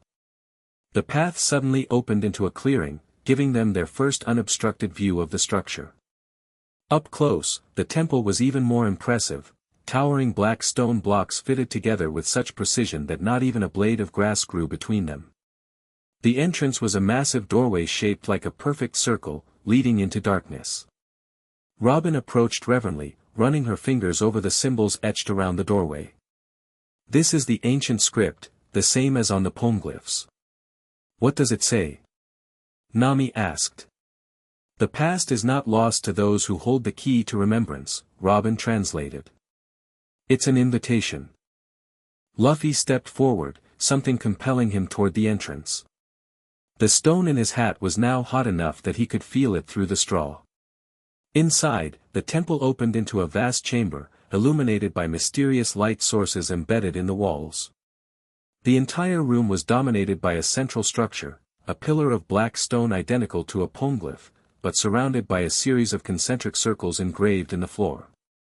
This is incredible, Robin whispered, her usual composure cracking. This room was designed for some kind of ritual related to the poneglyphs. While the others explored the chamber's perimeter, Luffy approached the central stone. The heat from Roger's trinket was now almost unbearable. Without thinking, he removed his hat and took out the small cube.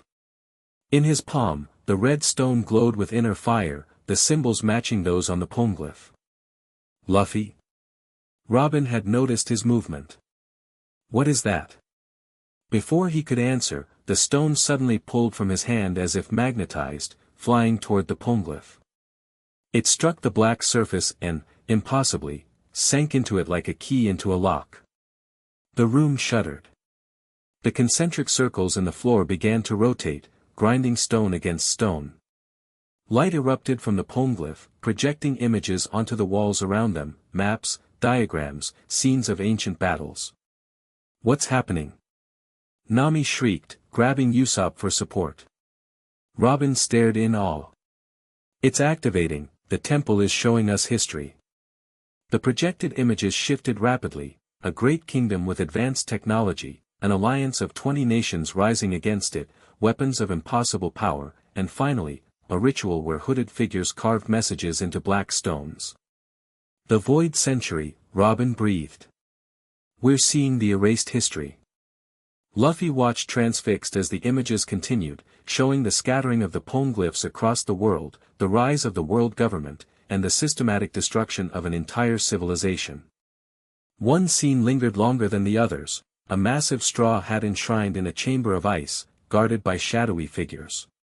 Beside it lay 5 small cubes identical to the one Roger had given Luffy. The keys, Robin realized. They created keys to unlock the full message of the poneglyphs.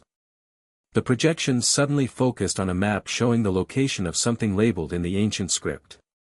Robin's eyes widened as she read it. It's showing the location of Laugh Tale, the final island.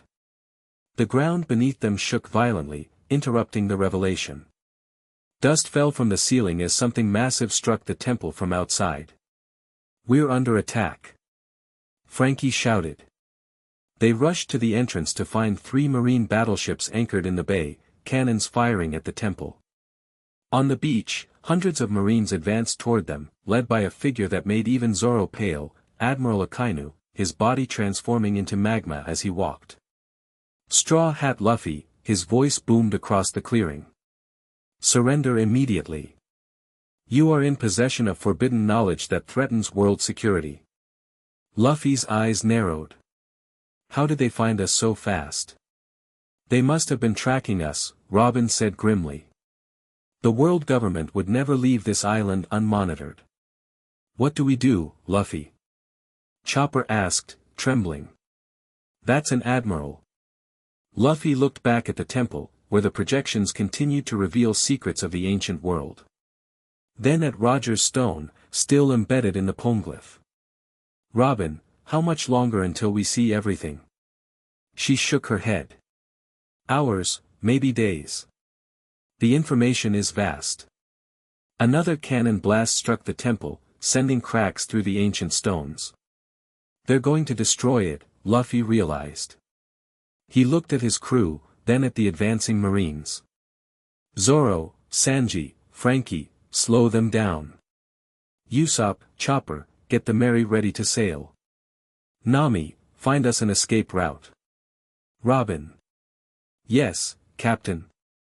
Luffy's expression was unusually serious. "Memorize as much as you can, as fast as you can. We can't let this knowledge disappear again." They split up to their tasks. Luffy turned back to the poneglyph, reaching for Roger's stone. As his fingers touched it, a memory surfaced, Roger in his cell, speaking in low tones, "The stone will show you what they tried to hide, Luffy. A civilization advanced beyond anything in our world today. The ancients created weapons that could destroy islands in seconds, technology that could read minds and heal any disease. The 20 kings feared this power and wiped them out, erasing their existence from history."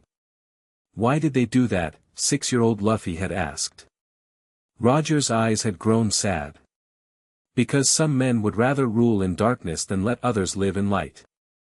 Back in the present, Luffy pulled the stone free. The projections wavered and faded, the rotating circles grinding to a halt. He quickly tucked the cube back into his hat band. Outside, explosions and battle cries indicated his crew was engaging the marines. Luffy joined Robin, who was frantically copying symbols from the walls. "Did you get enough?" he asked. "Some," she replied, not looking up from her notebook. "But without the projection, I can't read the map to Laugh Tale." "We'll find another way," Luffy promised. "We have to go now." They raced outside to find chaos.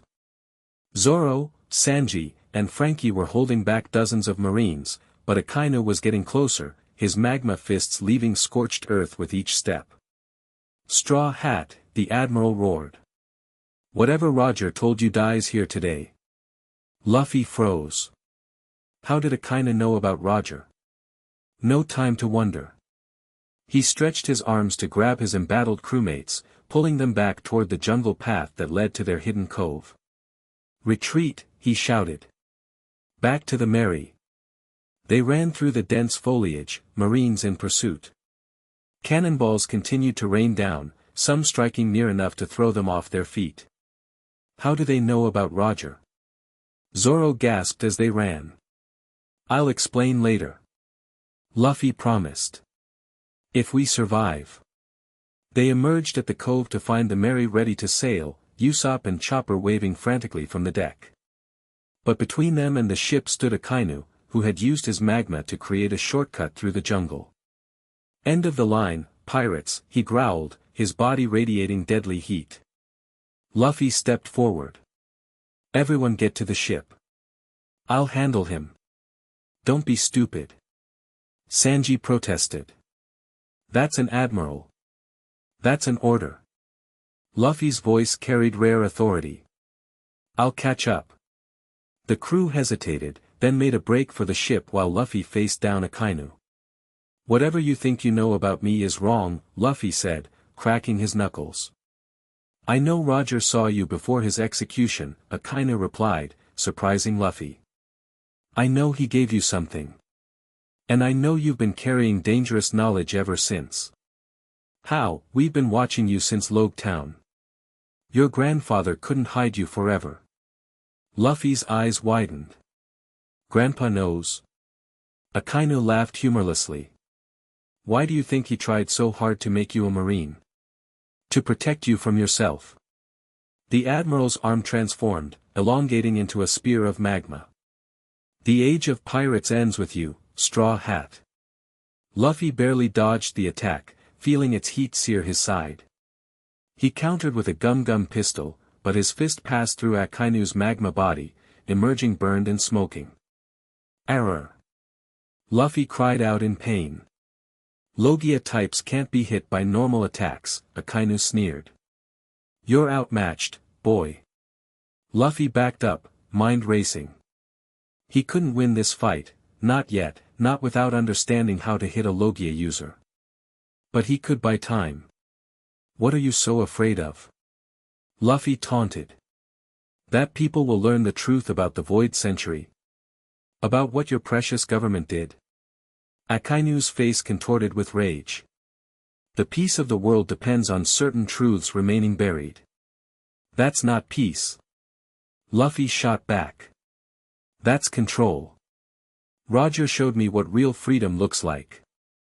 Roger was a cancer that nearly destroyed the world order. Akainu roared, launching another magma attack. This time, Luffy was too slow. The burning fist caught him in the chest, sending him flying backward into a tree. Pain unlike anything he'd ever felt engulfed him as his skin blistered and charred. Through a haze of agony, Luffy saw the Going Merry sailing out of the cove, his friends escaping. Good. That was what mattered. Akainu approached, looming over him. Where is it? The item Roger gave you. Luffy's hand instinctively moved to his hat, which had fallen nearby. Akainu noticed. The hat? How fitting. He reached for it. Don't touch it. Luffy surged forward despite his injuries, desperation giving him speed. But Akainu was faster, his hand closing around the straw hat. The moment he touched it, however, something unexpected happened. The red stone, sensing danger, pulsed with blinding light. Akainu recoiled, temporarily blinded. Luffy seized the opportunity, grabbing his hat and stumbling toward the water. Men! Stop him! Akainu bellowed. Marines converged from all directions, but suddenly a massive wave rose from the sea, washing over the beach. When it receded, a figure stood between Luffy and his pursuers, Jinbe, the Fishman warlord. Go, Straw Hat! Jinbe commanded, assuming a fighting stance. Your crew is waiting. Jinbe. Why are you? A promise to a mutual friend, Jinbe replied cryptically. Now go. Luffy didn't need to be told twice. He stretched his arms toward the departing Merry, launching himself over the water. Behind him, Jinbe engaged Akainu, buying precious seconds. He crashed onto the Merry's deck, his burned body skidding across the planks. Luffy! Chopper rushed to his side, medical bag already open. Just go. Luffy gasped through the pain. Full speed. Nami barked navigation orders while Frankie and Usopp worked the sails. The Merry picked up speed, pulling away from the island as marine ships gave chase. We need to lose them. Nami shouted over the wind. Leave it to me, Robin said calmly. Using her devil fruit powers, she created a chain of arms extending back to the pursuing ships, where hands sprouted on their rudders, subtly altering their course. Meanwhile, Chopper worked frantically to treat Luffy's burns. This is bad. Magma burns are much worse than fire. Luffy gritted his teeth against the pain. Is everyone okay? "We're fine," Zoro answered, kneeling beside him. "But it's time you told us what's going on. How does Akainu know about you and Roger?" The rest of the crew gathered around, their faces a mixture of concern and confusion. Luffy looked at each of them, Nakama he'd fought beside, bled for, who'd followed him into countless dangers without question. They deserved the truth. "I met Gold Roger when I was 6, he began, his voice rough with pain. "In Logue Town, before his execution." A stunned silence fell over the deck. "I got separated from Grandpa in the crowd and ended up in the prison where they were holding Roger. We talked for hours. Luffy winced as Chopper applied medicine to his burns. "He saw something in me. The will of D, he called it. The initial in your name," Robin said softly. "It appears in many historical figures who challenged the world order." Luffy nodded. "Roger gave me something before he died." Carefully, he removed his hat and extracted the small red cube. Despite the danger they'd just escaped, it had stopped glowing and looked like an ordinary stone again. "This is one of the keys to understanding the poneglyphs. Roger found it at Laugh Tale, along with the One Piece." Robin's hands trembled as she reached for it. "May I?" Luffy handed it to her. "Roger said when I found someone who could read the poneglyphs, I should show it to them." Robin examined the stone with expert eyes. "This is incredible. The symbols match the ancient language perfectly, but they're arranged in a pattern I've never seen, almost like a code key. That's why the temple reacted to it," Nami realized. "It was designed to work with these keys. But why would Roger give something so valuable to a random kid?" Sanji asked, lighting a fresh cigarette to hide his agitation.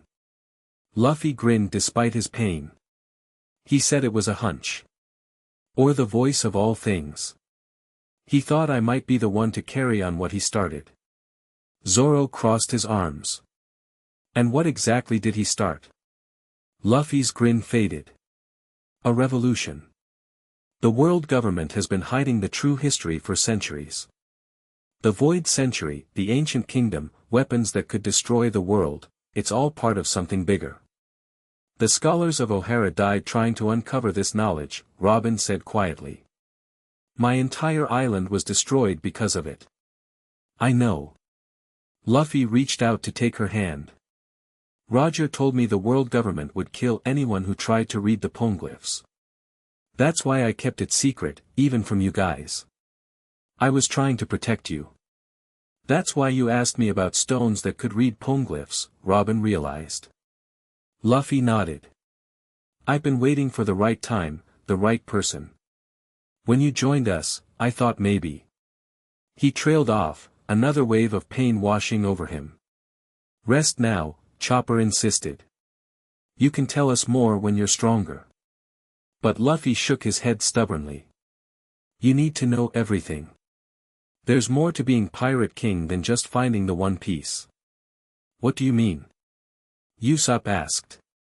"Roger told me the One Piece isn't just treasure. It's knowledge, the truth about everything.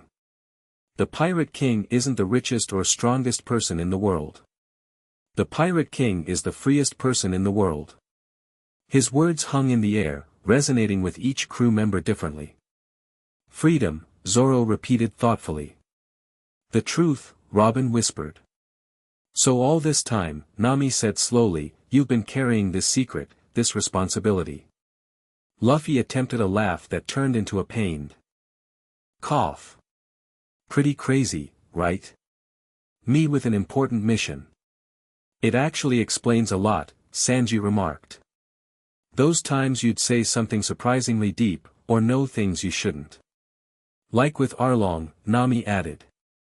"When you talked about fishmen and prejudice." Luffy nodded. "Roger told me about how the world really works, how fishmen, giants, all kinds of people are treated unfairly. He said the ancient kingdom was different, everyone was equal there. And the world government destroyed it," Robin concluded. "Erased it from history to maintain their power." A silence fell over the crew as they processed the magnitude of what they'd learned. Their captain, their seemingly simple-minded, adventure-loving captain, had been carrying world-changing secrets since childhood. So what now? Frankie finally asked. The Marines know your connection to Roger. They'll hunt us even harder. We keep going, Luffy said firmly, sitting up despite Chopper's protests. We find the poneglyphs, we collect the keys if there are more, and we reach Laugh Tale. And then? Zoro pressed. Luffy placed his hat back on his head, his eyes reflecting the determination that had led them this far. Then we tell the world the truth. We finish what Roger started. The crew exchanged glances, each silently weighing the increased danger against their loyalty to Luffy and their own dreams. Zoro was the first to speak. I said I'd follow you to become the world's greatest swordsman. This doesn't change that. My maps of the world will be even more important if we're revealing lost history, Nami added. The All Blue might be connected to the ancient kingdom, Sanji mused. I'm in. One by one, they reaffirmed their commitment, Usopp with nervous bravery, Chopper with medical determination, Robin with scholarly passion, Frankie with mechanical enthusiasm. Luffy looked at them all, tears welling in his eyes. Thanks, guys. As night fell, the Going Merry sailed into uncharted waters, pursued by Marines but guided by newfound purpose. In the captain's quarters, Luffy lay recovering while Robin studied the red stone under lamplight. I think I understand how it works now, she said. It's not just a key, it's a decoder. The poneglyphs contain encrypted information that can only be read with these stones. Luffy nodded weakly. Roger said there were more. 5, I think. That matches what we saw in the temple projection, 5 keys surrounding that giant straw hat. Giant hat? Robin nodded. It seemed significant, especially given your own hat's history. First Roger's, then Shanks', now yours. Luffy touched his treasured hat. This connects me to them. And now to you guys too. Robin smiled, a rare, unguarded expression. Get some rest, Captain. We have a long journey ahead. As she left, Luffy stared at the ceiling, another memory surfacing from that day in Logue Town. The hardest part, Roger had told him, won't be finding the One Piece. It'll be deciding what to do with the truth once you know it. What do you mean? Young Luffy had asked. Roger's eyes had grown distant. The truth can free people, but it can also destroy the foundations they've built their lives on. When you reach Laugh Tale, you'll understand why I laughed, and why I cried. In the present, Luffy closed his eyes. I'll find the answer, Roger. I promise. 3 days later, the Straw Hats had successfully evaded their marine pursuers by navigating through a storm that would have capsized less skilled sailors. Luffy's burns were healing slowly, but his spirit remained unbroken. The crew gathered on deck for a strategy session, maps spread across barrels and crates. We need to adjust our course, Robin explained. Based on what I saw in the temple and what I can decipher from this key, there should be other keys hidden throughout the Grand Line. And more poneglyphs, Nami added. We know of at least 3, one in Alabasta, one in Skypiea, and the one we just saw. 4, actually, Robin corrected. There's also the road poneglyph that supposedly points to Laugh Tale. Directly. So we're looking for stones inside stones to find a bigger stone. Usopp summarized, scratching his head. Something like that, Luffy laughed, now able to sit up without wincing. The problem, Zoro pointed out, is that the world government is now actively hunting us for this knowledge. Akainu won't stop. And Cypher Pole will be involved too, Robin added grimly. They specialize in eliminating threats to government secrets. Luffy adjusted his hat, determination etched on his face. We'll get stronger. We have to, if we're going to change the world. The air suddenly grew cold, a chill that had nothing to do with the weather. The sea around them darkened, shadows gathering like ink in water. What's happening? Chopper whimpered, hiding behind Zoro's leg. A ship materialized from the darkness, a massive vessel with black sails and blood-red trim. Its figurehead was a skull with 3 faces, all wearing expressions of agony. On its deck stood a solitary figure, tall, gaunt, with eyes like burning coals and a coat that seemed to swallow light. "Blackbeard," Robin whispered in horror. "Zeh-ha-ha." The laugh boomed across the water. "Straw Hat Luffy. I've been looking for you." Luffy struggled to his feet, ignoring Chopper's protests. "What do you want?" "What do I want?" Blackbeard's grin stretched inhumanly wide. "Same thing as you, the One Piece. But I hear you've got a shortcut." He pointed directly at Luffy's hat. "A little red stone that shows the way." Luffy's blood ran cold. How did Blackbeard know about the key? "Word travels fast in the New World," Blackbeard continued, as if reading Luffy's thoughts. "Especially when Admiral Akainu puts out an all-points bulletin about forbidden artifacts." "You're working with the Marines?" Sanji asked incredulously. "Zeh-ha-ha. I work with whoever has what I want at the moment. Right now, that's you, Straw Hat." Blackbeard raised his hand, darkness pooling in his palm. "Give me the key, or I'll sink your little ship and take it from your corpse." Luffy clenched his fists. They weren't ready for this fight, not with him injured, not against Blackbeard's mysterious powers. But before either captain could make a move, a new ship appeared on the horizon, sleek, fast, with a familiar red-haired figure at its bow. "Is that?" Usopp squinted through his goggles. "Shanks." Indeed, the red-haired pirates had arrived, their ship cutting through the waves at impossible speed. Blackbeard's confident grin faltered as he recognized the newcomer. "Not ready for that fight yet," he muttered, then called to Luffy, "Another time, Straw Hat.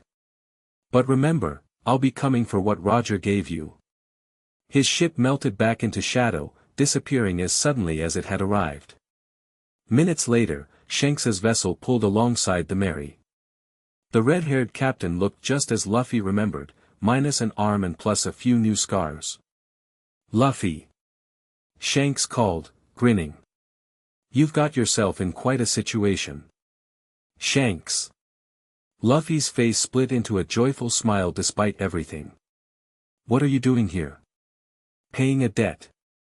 Shanks jumped nimbly from his ship to the Mary's deck. His eyes immediately went to Luffy's bandaged chest. "I kinda got you good, huh?" "You know about that?" "I know many things." Shanks's expression grew serious. "Including what Roger gave you all those years ago."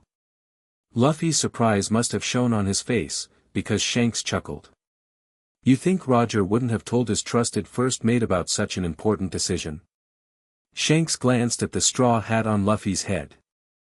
"I've been watching over you from a distance, making sure you grew strong enough to handle the responsibility." "You knew."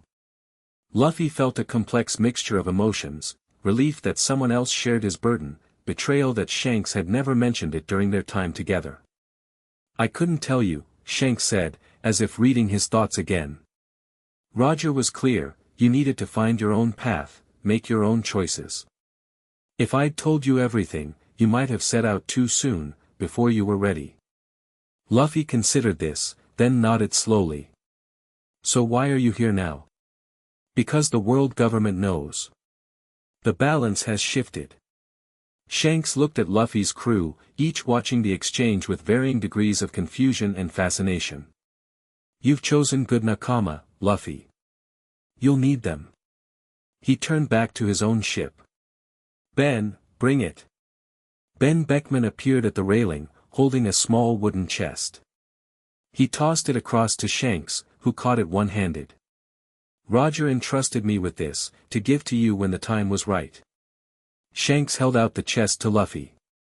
"I think that time is now." With trembling hands, Luffy opened it. Inside lay another small cube, identical to the first but blue instead of red. "The second key," Robin breathed, leaning closer. "There are 5 in total," Shanks confirmed. "Roger found 3 during his journey." The red one he gave directly to Luffy. This blue one he left with me. The green one. He frowned. Well, that's complicated. What about the other two? Nami asked. Lost to history, Shanks replied. Maybe destroyed, maybe hidden so well that even Roger couldn't find them. But 3 might be enough, if you're as lucky as I think you are. Luffy stared at the blue stone.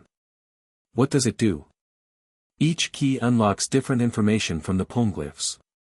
Together, they reveal the full truth of the Void Century and the location of the One Piece. Shanks looked at Robin. Your archaeologist friend can probably figure out the specifics better than I can. Robin nodded, already examining the new key with scholarly intensity. What about the green one? Luffy pressed. You said it was complicated. Shanks sighed. Roger gave it to someone unexpected, someone he believed would understand its importance when the time came. He glanced meaningfully at Luffy. Your grandfather knows who? Grandpa? Luffy's jaw dropped. But he hates pirates. Garp is complicated, Shanks smiled wryly. His sense of justice runs deeper than his marine uniform. Why do you think he never turned you in, even knowing you carried Roger's secret? This revelation stunned Luffy into silence. His grandfather had known all along. We need to go, Shanks said, checking the horizon. Akainu will have called in reinforcements by now. Blackbeard won't stay away for long either. Wait. Luffy caught his arm. I don't understand. If you knew about all this, why didn't you go after the One Piece yourself? Shanks's smile turned sad. Because it wasn't my destiny, Luffy. Roger saw something in you that day, the same thing I saw when I gave you my hat. The will of D, yes, but something more. A kind of rightness. As if the world has been waiting for you. He glanced at the straw hat. Besides, I made a promise to wait for a certain pirate to return that hat to me when he becomes a great pirate. I'm still waiting. Luffy touched the brim of his treasured hat. I remember. Shanks turned to go, then paused. One more thing. When you find the green key, and I believe you will, be careful who knows you have it. That one's different. Roger wouldn't say how, but he was afraid of it falling into the wrong hands. With those cryptic words, Shanks returned to his ship. As quickly as they had appeared, the red-haired pirates sailed away, leaving the straw hats with more questions than answers. Well, Sanji broke the silence, lighting a fresh cigarette. That was dramatic. Shanks is so cool. Chopper exclaimed, stars in his eyes. Luffy held the blue key, turning it over in his hands. 2 down, 3 to go. And a lot of marines and rival pirates to deal with along the way, Zoro added pragmatically. We should set course for somewhere we can lay low for a while, Nami suggested.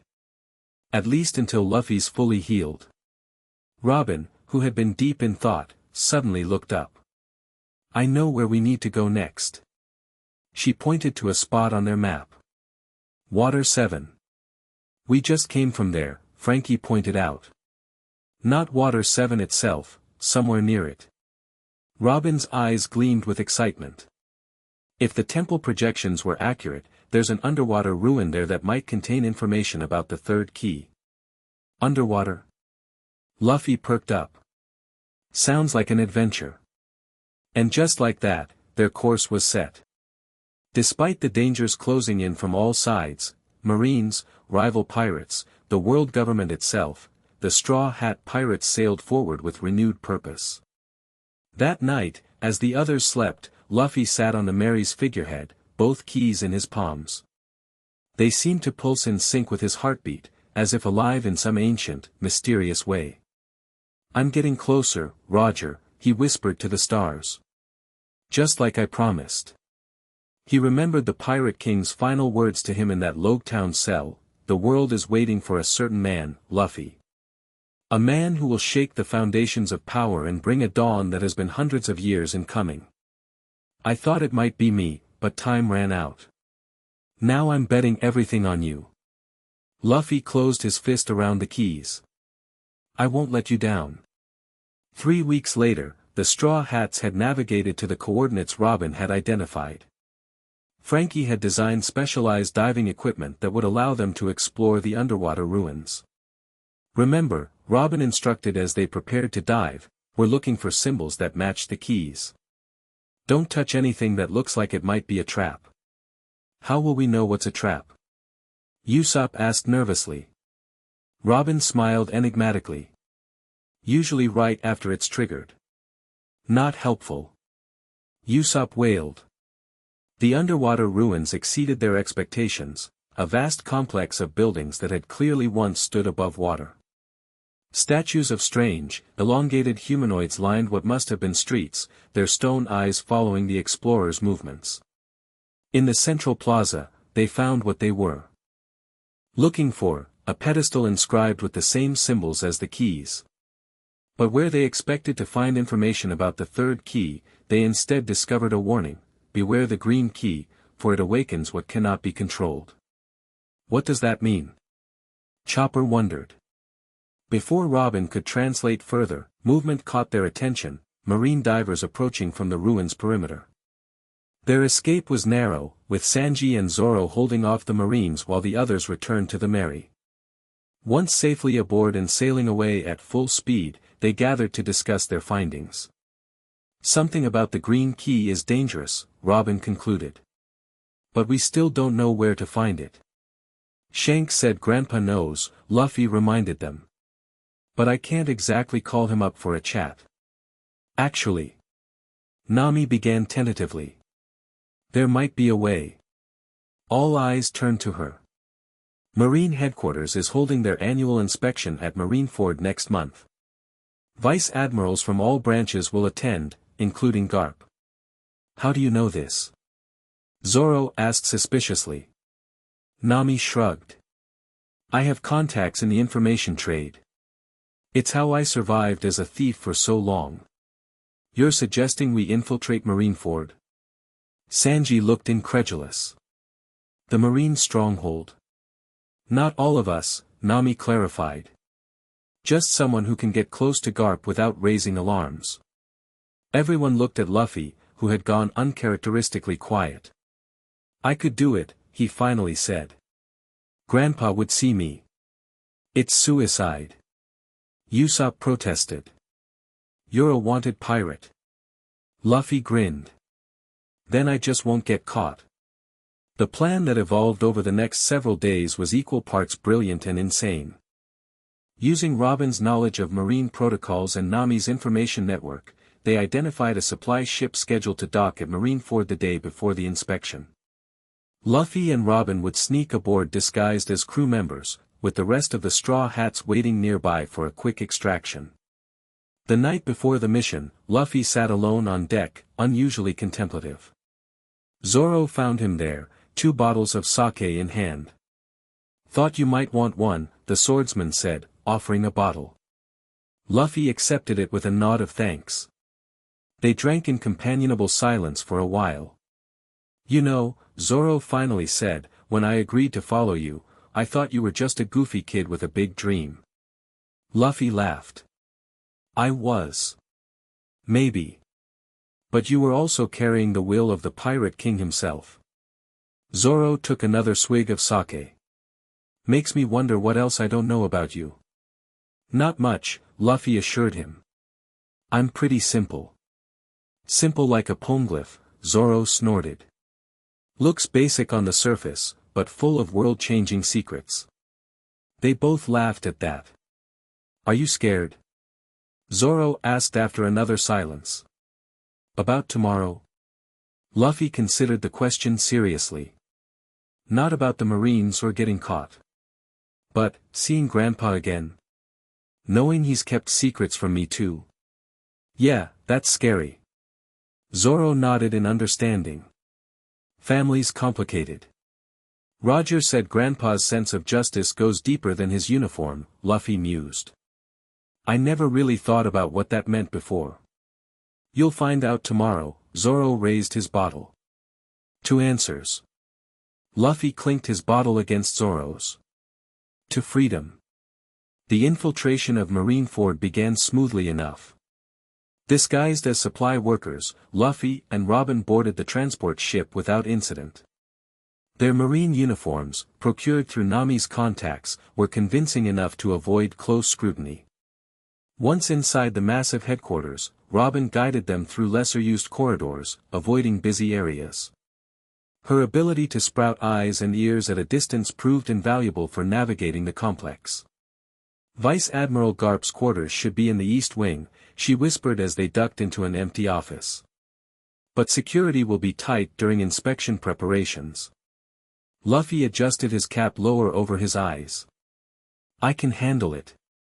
Remember, Captain, in and out. Just get the information about the green key. They separated, with Robin creating a diversion in another part of the complex while Luffy made his way toward Garp's quarters. Navigating the labyrinthine corridors required all his concentration to avoid detection. Finally, he found the right door, marked with Garp's name and rank. Taking a deep breath, Luffy knocked. What? Came the familiar bellow from inside. Supply inspection, sir, Luffy replied, disguising his voice. Come back later. I'm busy. It's urgent, sir. Admiral's orders. Grumbling loudly, Garp opened the door, and froze, instantly recognizing his grandson despite the disguise. Before Luffy could speak, Garp grabbed him by the collar and yanked him inside, slamming the door shut.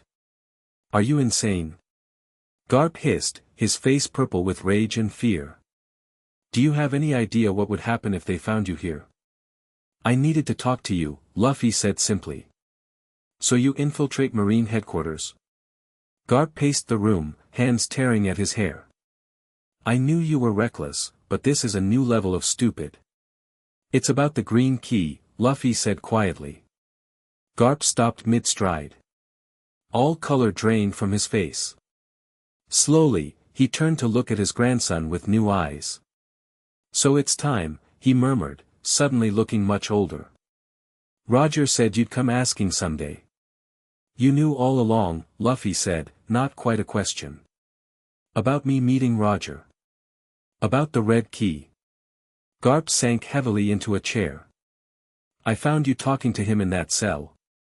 Nearly had a heart attack on the spot. Then I saw what he gave you. He shook his head.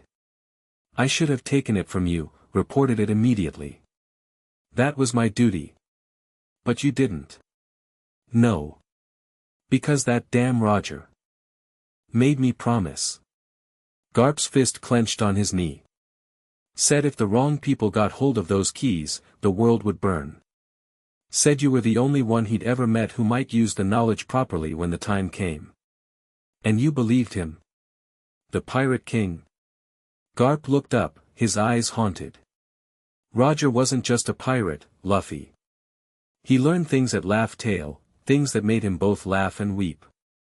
Things about what the world government has done, is still doing. He took a deep breath. Things that even a loyal Marine like me couldn't ignore. Luffy sat across from his grandfather, processing this revelation. The green key. Where is it? Hidden in plain sight. Garp reached into his uniform and withdrew a small pendant that had hung around his neck. I've kept it close for 20 years. The pendant opened to reveal a green cube, identical in size and markings to the red and blue ones. Roger gave this to you? Luffy couldn't hide his disbelief. Ironic, isn't it? Garp chuckled humorlessly. Entrusting a piece of the puzzle to his greatest enemy. His expression sobered. But he knew I'd understand once he told me what was at stake. The green key is different from the others, Luffy. It doesn't just reveal history, it can wake something that's been sleeping for centuries. What kind of something? An ancient weapon. Garp's voice dropped to a whisper. Uranus. Luffy's eyes widened. Even he had heard legends of the ancient weapons, Pluton, Poseidon, and Uranus, said to have the power to destroy the world. The other keys reveal information, Garp continued. This one activates power. That's why Roger split them up, so no one person could access everything without proving worthy of each key separately. He held out the green cube. I've done my part, kept it safe all these years. Now it's your burden. As Luffy reached for it, alarms suddenly blared throughout the complex. Garp's Den Mushi crackled to life, intruder alert. Female infiltrator captured in West Wing. Search all areas for accomplices. Robin. Luffy gasped. Garp thrust the key into Luffy's hand. Go. Take the service tunnel behind that cabinet. It leads to the harbor. What about you? I'll say you overpowered me. Garp stood, then did something unexpected. He pulled Luffy into a fierce hug. I'm proud of you, boy. Even if you did become a pirate instead of a fine marine. Grandpa. Now get moving. And Luffy, Garp's expression grew deadly serious. Be careful with that key. The power it can unleash destroyed civilizations once before. Luffy nodded, tucking the green key securely into his pocket. Then he was gone, racing through the secret passage while Garp created a convincing scene of struggle in his quarters. The escape from Marineford was chaotic. Luffy fought his way to the West Wing, finding Robin surrounded by Marines. Working together, they battled through the defenses, finally reaching the harbor where a small fishing boat was waiting, with Jinbe at the helm. Figured you might need backup, the fishermen grinned as they leapt aboard. Behind them, cannons roared as Marineford's defenses activated. But Jinbe's mastery of the currents carried them swiftly away, rendezvousing with the Mary hidden behind a nearby island. Once safely aboard their ship and sailing at full speed, Luffy finally had a chance to examine the green key properly. Unlike the others, it seemed to pulse with internal energy, the symbols occasionally glowing with emerald light. 3 keys, Robin murmured, examining them side by side. Red, blue, and green. Each with different properties. Grandpa said the green one can wake something called Uranus, Luffy told her. Robin's face paled. One of the ancient weapons. This is unprecedented. She looked at Luffy with new respect. Roger trusted you with incredible power. Not just me, Luffy corrected. All of us. My nakama. The crew gathered around, each touching the keys that now represented their shared destiny. So what's next, Captain? Zoro asked. Luffy's face split into his trademark grin. We find the last road poneglyph, use the keys, and sail to Laugh Tale. Just like that? Nami raised an eyebrow. Just like that. Luffy confirmed. We're 3 keys closer to the One Piece. Their journey continued, now with greater purpose and greater danger. The world government, learning of their infiltration of Marineford and the theft of the Green Key, raised the bounties on each Straw Hat to unprecedented levels. Akainu was given special dispensation to pursue them with all available resources. Yet despite the forces arrayed against them, the Straw Hats pressed on, island by island, adventure by adventure, drawing ever closer to their goal. Months later, after countless battles and narrow escapes, they stood on the shores of Laugh Tale itself, the legendary final island that only one crew had reached before them. The journey to find the 4th road poneglyph had taken them through territories controlled by emperors, into conflicts with the Revolutionary Army, and face-to-face with secrets that shook their understanding of the world. Along the way, they'd grown stronger, individually and as a crew, developing abilities that made them worthy adversaries even for admirals. Now they faced the culmination of their quest, a massive stone door embedded in a cliff face, covered in the ancient script. Robin approached reverently, reading the inscriptions. This is it. The entrance to Roger's treasure. She turned to Luffy. The door requires all 5 keys. But we only have 3, Nami pointed out. Luffy stepped forward, placing his hand on the door. Suddenly, the stone beneath his palm grew warm, symbols lighting up in response to his touch. The will of D, Robin whispered in awe. The door recognizes you, Luffy. Following an instinct he couldn't explain, Luffy placed the 3 keys in corresponding indentations on the door. They fit perfectly, each glowing with increased intensity. What about the missing keys? Sanji asked. Luffy closed his eyes, remembering Roger's words from long ago, "The voice of all things will guide you when the time comes." Placing his hands on the empty key slots, Luffy concentrated, reaching out with senses beyond the physical, the same mysterious ability that had allowed him to hear the Sea Kings and understand creatures no one else could communicate with. A resonance built within him, flowing outward through his palms. The door responded, the empty slots glowing as if invisible keys had been inserted. Impossible, Robin breathed. The massive door began to slide open, revealing a passage leading deep into the island's heart. Luffy turned to his nakama, his expression a mixture of excitement and solemnity. "This is it. Everything Roger found is waiting for us." "And after that?" Zoro asked. "When we know the truth." Luffy's grin returned, bright and determined. "Then we do what Roger couldn't, we use that truth to change the world." Together, the Straw Hat Pirates entered the passage, walking the same path Gold Roger had walked decades before. The door closed behind them, sealing them in with history's greatest secrets. Outside, on the surrounding sea, ships gathered, Marines led by Akainu, rival pirates including Blackbeard, even the Revolutionary Army. All converging, all waiting to see what would emerge from Laugh Tale. For the moment Monkey D. Luffy claimed the One Piece would not be the end of a journey, but the beginning of something much greater, a revolution that had been brewing for 800 years, set in motion by a chance meeting between a boy and a king in a Logtown cell. The inherited will, the swelling dreams of the people, the inherited will of D. All would soon come together in a new dawn, just as Roger had foreseen when he placed his trust in a 6-year-old boy with an unbreakable spirit. The end. Thank you for watching this video. Please be sure to subscribe to our channel and like this video.